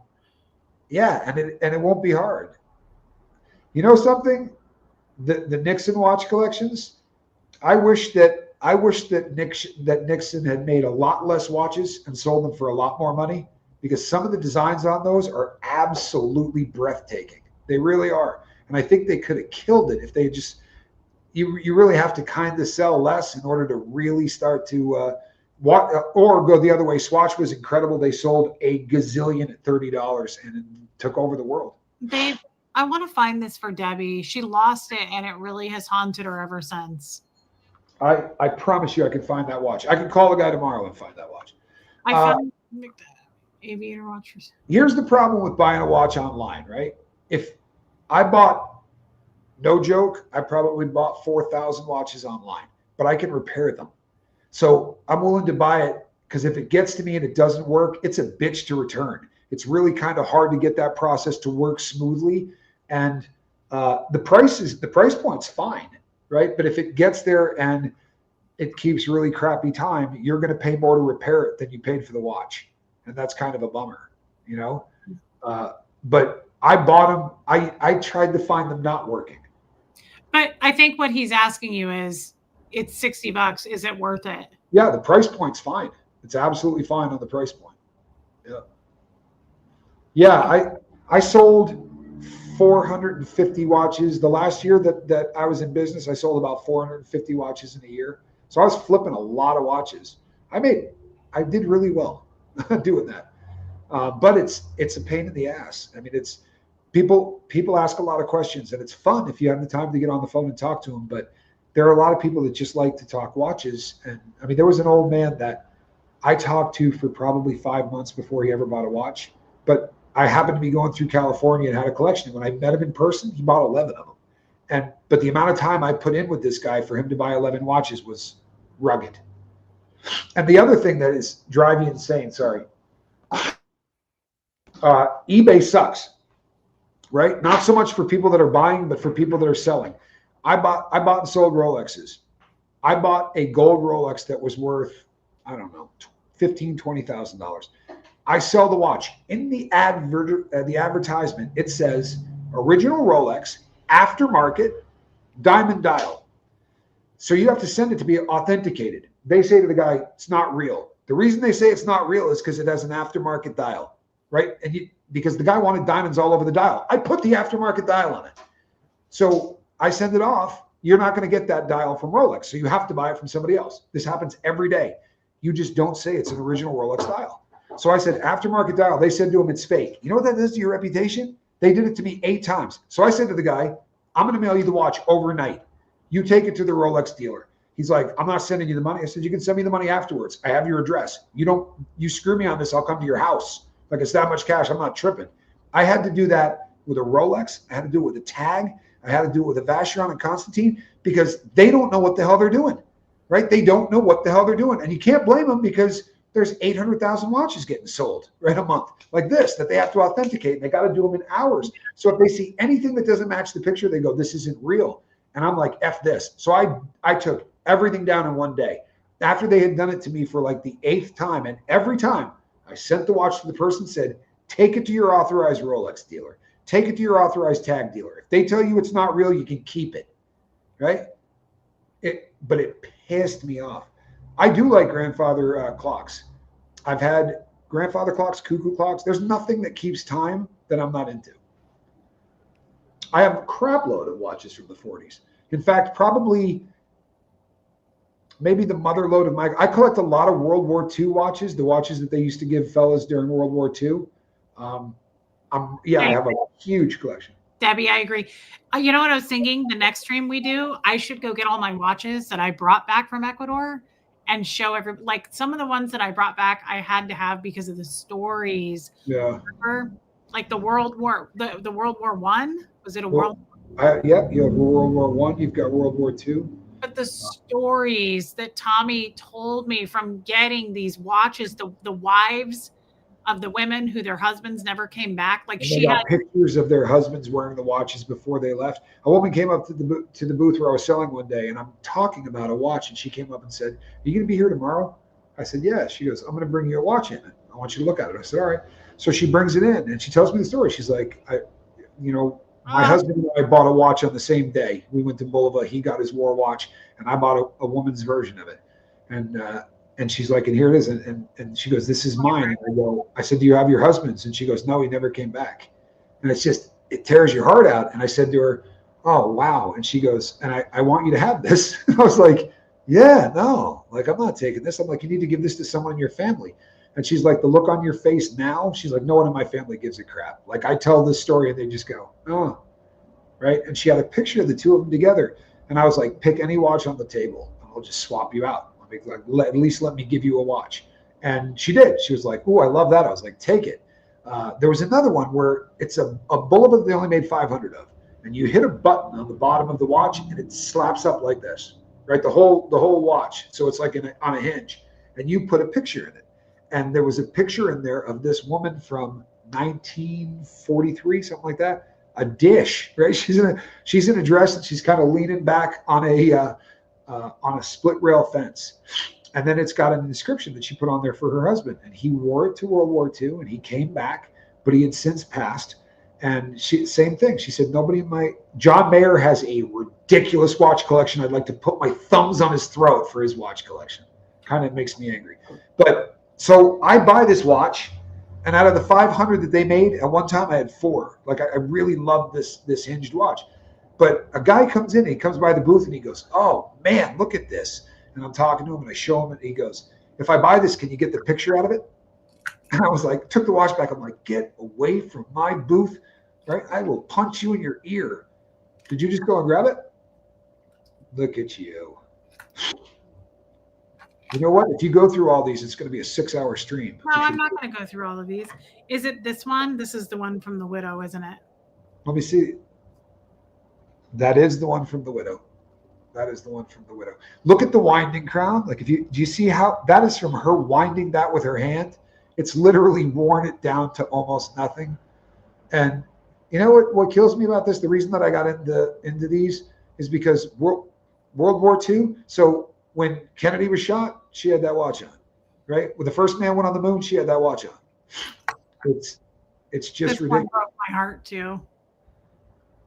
Yeah, that's another. The war watches those are all war watches, and it's just the stories on them are incredible. This is one of my favorite ones because this is the exact watch. Is this from World War I, the Pulp Fiction? This watch was in. That is a World War I watch. This is the watch that Christopher Walken showed in Pulp Fiction.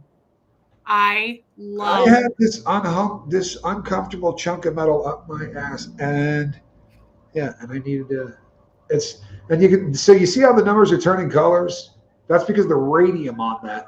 So, and radium destroys dials. That they stopped using radium because of radiation. That's right. Is the same watch from the Pulp Fiction movie. So it opens like a hinge. I love this watch. I love this watch. And you know what's cool is they make the most incredible sounds, right? You wouldn't know that because you don't wind them. Sorry. Yeah, that's such a cool watch. and there's still radium all over that. You see how the So, colors like, change? give people a background. When is it? What year is that? So that's a World War II watch. Those are all World War II watches. So So- those are all 1940s. Is this World War II? Absolutely. I didn't know if it was World War One. No, those So are is all that World War II. one from the widow? Is that World War That II? is, she bought one for her husband, a Bull of a War watch, and that was the one that she had. And his didn't make it back. You gave me this Tudor. That's the same company that owns Rolex. That's a solid gold Tudor, what they call the Little Rose Tudor. Holy hell, I gave you that? Had I been drinking? I'm kidding. That's a great watch. It would be really lovely if occasionally it actually ticked. You gave me this one because I wanted the green Rolex, but you didn't have a green Rolex. Oh yeah, that's also ridiculously rare. That's called an oddbond, and there's just not very many of them. There's a lot of them. They just didn't get out of Japan. And I have a Casio. That's actually a rare Casio, for the record. No, I know. I love this watch. That's their Rolex knockoff. I love that watch. Radium destroyed a lot. I read the book Radium Girls about the women that painted radium on the watches. They would go like this, put their in their mouth. Guys, this one is And Bulova was a big part of that. Bulova really. is old. How old is this? Oh my Lord, 1907, 1910, right around that. And that's in Illinois. That was a really, really sought after watch in the day. The Illinois Watch Company, some of the coolest watches back in the day. The original Swiss watches were knockoffs of Americans. They would change one letter in the name or whatever because American watchmakers were considered the best in the world back in the day. Cricket, I like the really vintage ones. I like the square face ones myself, Renee B. And I had to have this one when I saw it. I love filigree. How old is that one? Oh, good Lord, I gave you that too. Babe, not cool. I'm kidding. You switching it up with your other Ecuadorian girlfriend? I love this watch. You Look are at how my cool the Ecuadorian filigree is. Yeah, that's 40s. Oh, I That's love 40s. this watch. This is my birth year watch. This is an Elgin from 1984. It had never been worn. Oh yeah, that's a cool watch. I picked that up at a show when I found out what the year was on. I like the square face ones. This one is really cool, but I need you to, oh no, it doesn't do it anymore. I guess you fixed it. I love the gold on that. Yeah. That was a very cool watch. She did have it upside down, but that's all right. Oh, I've not done this one yet. The Lucerne. Oh yeah, that's so there was a bunch of watches that were made in Switzerland for people to buy basically on the way to the airport. And those diving watches, you could have 50 of them and they would have a different name on all of them. It's basically the same watch. Really cool watch. This one I showed you guys the other day, and Tommy already talked about it. I like the square faces too. Yeah, that was new old stock. I know. This square one is one of my this is probably my favorite watch Tommy's ever given me. I wear it a lot. It's my fancy watch. It's a Raymond Wheel or Weil with those little diamonds in it. And if you see, look at the band, it's like silver and gold. Do you know the funniest story behind that watch is I sold that watch like 4 times and then gave it to Reese. I know, it's crazy. I also Honestly, it just kept running into one problem and another selling it, not because of the watch, but because people would be like, my wife didn't love it. And I would take it back. And finally I was like, man, screw this.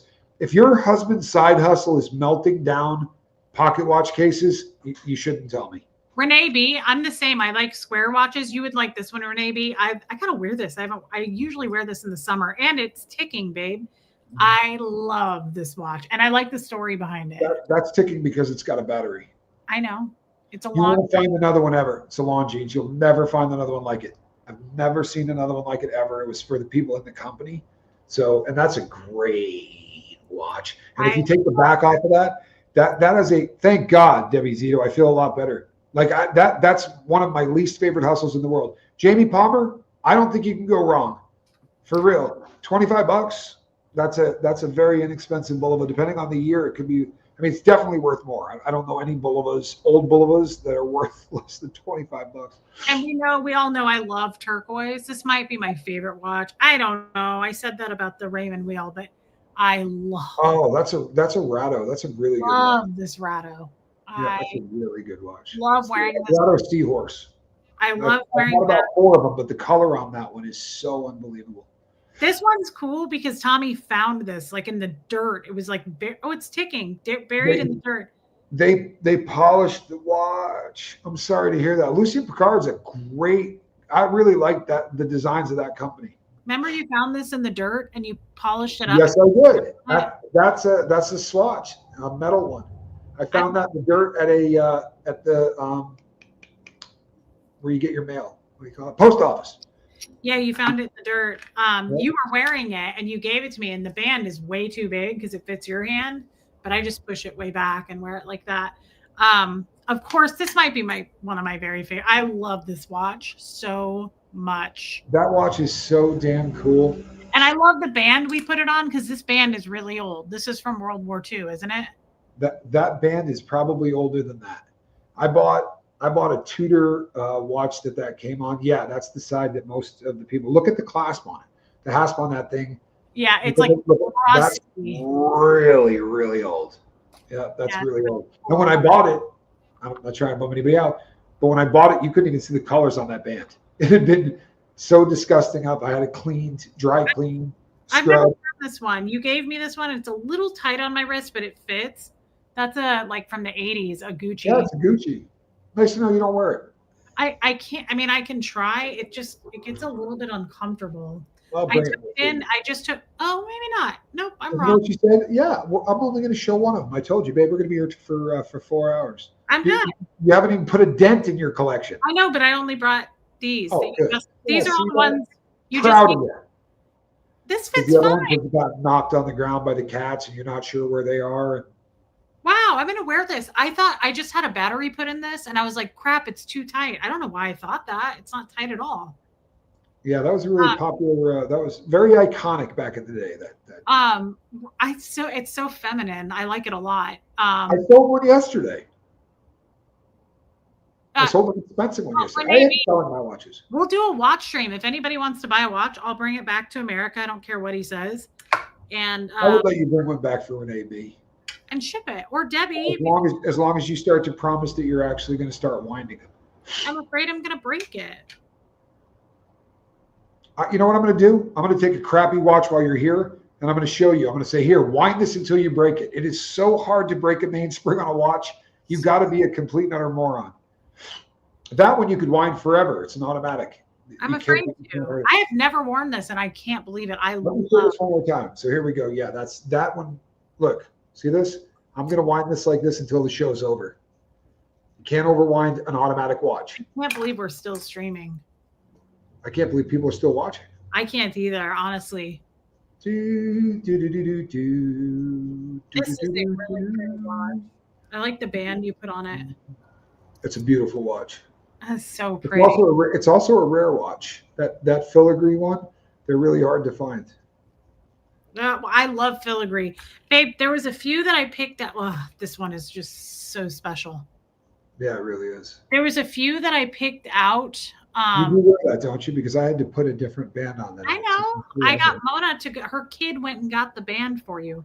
You see this, kid? How long have I been winding this? I don't know, but right now I have other things to say. I picked out like 5 or 10 more other watches when I was in Ecuador, and you promised that you would fix them. I could take them home with me next time, so you better be doing it. I'm not. What's the point of fixing them if you don't freaking wind them anyway? Let's let you take them home. I said that. All kinds of time. Oh, yeah. I said, can I just take them home if they're broken anyway? And you said no. For the old Boulevard, would a jeweler be able to fix it, or would I have to find a watch specialist? You'd have to find a watch specialist. But some jewelers are watch specialists. But here's the thing: if it's not working, right, there's a decent chance that there's not a lot that needs to be done to fix it, and I can fix them fairly easily. I love this so much. Abigail, that's so kind. You didn't have to do that, babe. God has made everything beautiful for its own time. There you go. He has planted eternity in the human heart, but even so, people cannot see the whole scope of God's work from beginning to end. I love that. I love Ecclesiastes. One of my favorite books in the Bible. So much Abigail, that's beautiful. I hope you have a good evening, and I hope that you rest. Thank you, Abigail, for your super chat, and you're so kind all the time. I love you, girl. Yeah, Rue, I have some really cool watches. I really, I'm so grateful for these watches. And then Tommy's mad at me because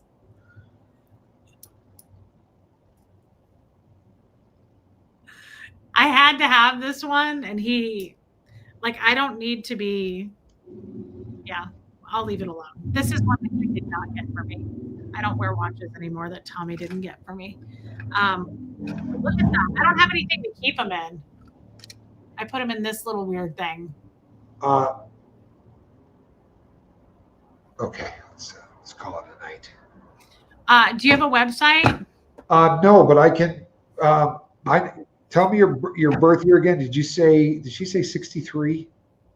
Jamie Palmer? I don't know.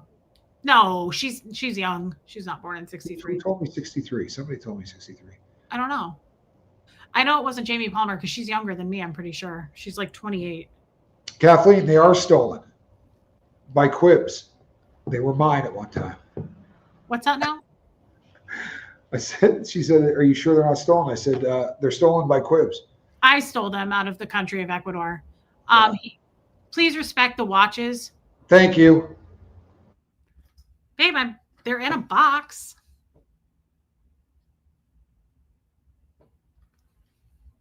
Why? I don't have anything else to put them in. What am I supposed to put them in? Something that they can't fall out the sides of. Watches hate hitting the ground. Every time they do, I have to repair them. I realize. I put them in a drawer. Okay, well that's good because normally the cats will start pulling stuff out. And Renee B is 1962. okay. Whenever I leave town, I always put them in a safe. Renee B. I got them going back a long time. The oldest one I got here now is probably 1860, something like that. Got a lot of really old watches. You have some really cool pocket watches too. Yeah, but I'm not coming off any of my pocket watches. Those are, I don't sell any of those. Pocket watches stay. Yeah, I don't sell any of those. Those are all hand picked, and they're things Riley's human. I bought without ever intending to sell. Like I got Bun Specials from Illinois. That watch is that's the Rolls Royce kind of movements on yeah.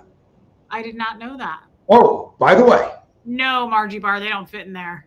By the way, whoever said Patek earlier, I have a friend that called me 2 days ago.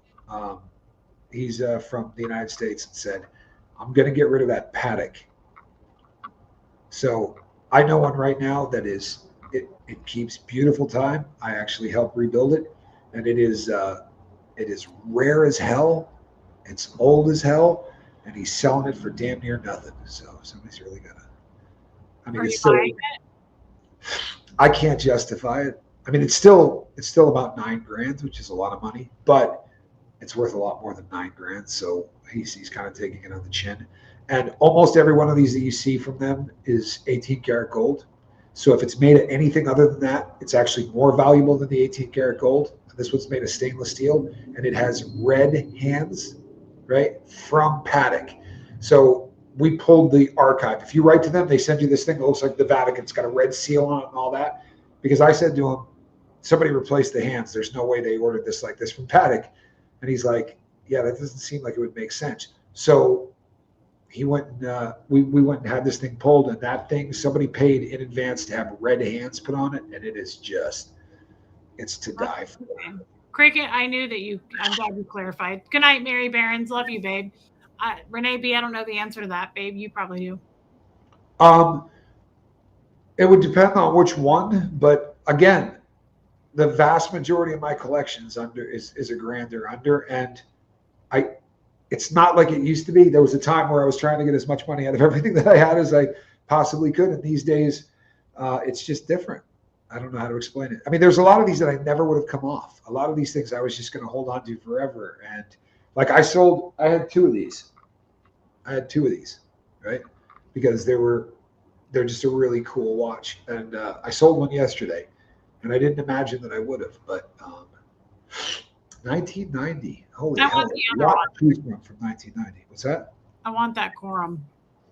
Well, we're going to have to make a deal. What kind of a deal? Work something out. A Seamaster DeVille. I have 4 of them. It's one of my favorite watches that they've ever made. And Do if you it's, require skills? it might. A Seamaster, if it's a gold Seamaster DeVille, it's an absolutely gangster watch. I prefer the Seamaster to almost anything that they made, especially the older ones. Yeah, send the picture to Reese. Love it. I have several. I love old Omegas. Love them. Is this the longest stream I've ever done, you guys? I doubt it. This is pretty damn long. Yeah, we should probably wrap it up. Yeah, I can't believe people are still here. Yeah, we'll give the haters something to talk about. I'm sorry. The fans, The fans. the super fans. You know the cool thing is, oh yeah, that's the DeVille in gold. I love it. Very, very cool. Okay, well, we love you guys. Kathleen, there are collectors of watches who don't buy anything new. The problem. So look, this is a really good indicator. You see the size of this thing, right? I have the biggest wrist on planet Earth, and when you put this on, It's this huge. is a really big watch, and they kept getting bigger. They kept getting bigger, and I don't dig big watches. And there's no history. If I buy a watch off of the shelf today, there's nothing behind it. If you buy an antique anything, what are you going to do with it? You put it on a wall, right? You take pictures of it or whatever. You buy an antique watch, it does exactly what it was designed to do 100 years ago. It still keeps perfect time. And when we're gone 400 years, it'll still be keeping perfect time. If you just continue to get, every 5 years you get a tune-up on it, they will never. That's why people say, runs like a Swiss watch. They're absolutely incredible. And yeah, there's a huge market for vintage, huge market. Like the person said earlier that the guitarist, what's his name again? He's got the gnarliest watch collection. He has, if there's a vintage Rolex on Earth, he has one. That's so sweet. Riley's human. We love Thank you. you. That's a very kind thing to say. I love Riley's human. And if she doesn't start winding those watches, I got a watch to wind. yeah.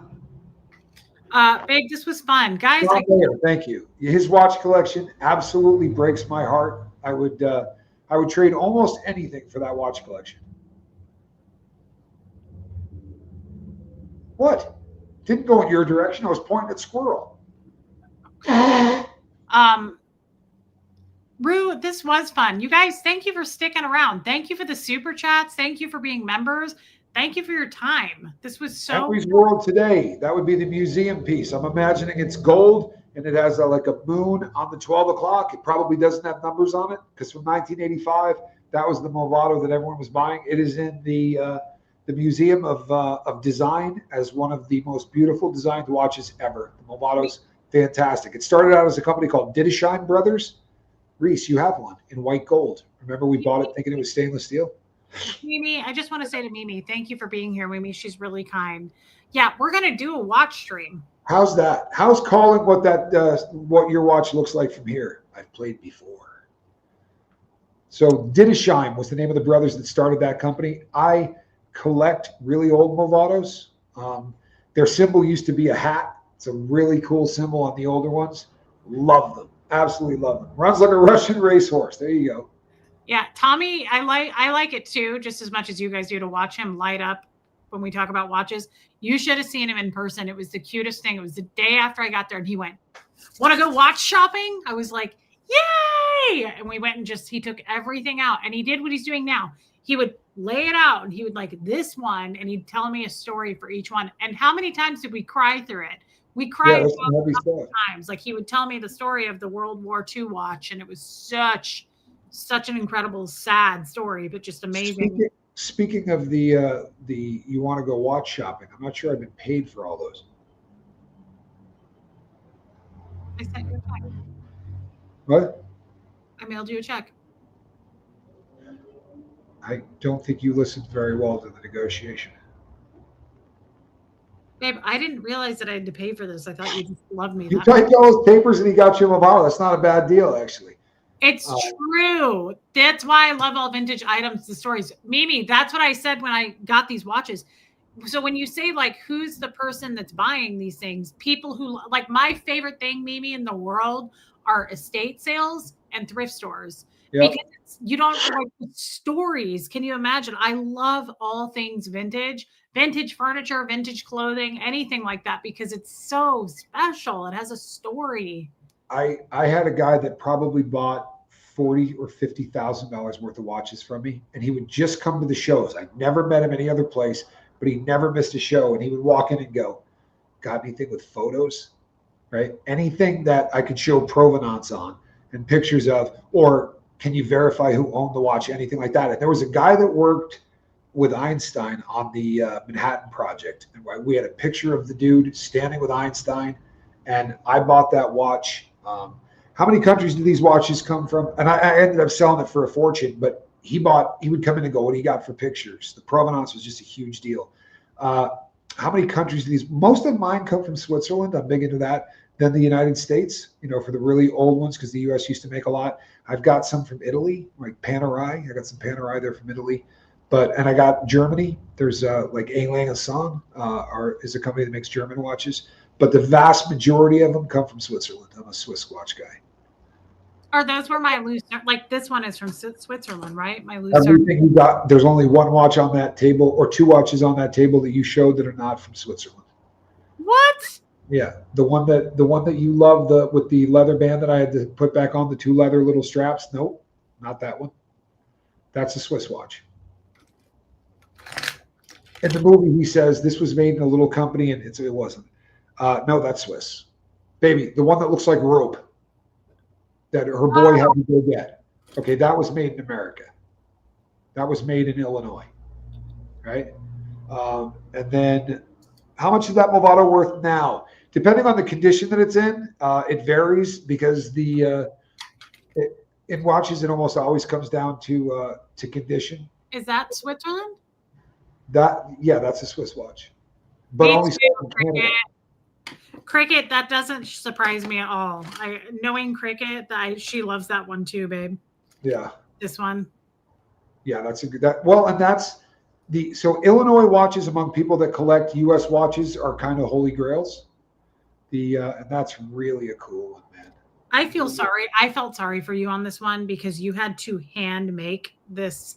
He was with a kitchen knife. He was no tools. I had no tools to work on it. He had to measure my wrist and hand make this for me. And he did it one night after a stream in Ecuador. And he measured it. And remember, it was a little bit too big. So you made it smaller. Yeah, me too, Cricket. Me too. It's so feminine. I love how vintage it is. It's so cool.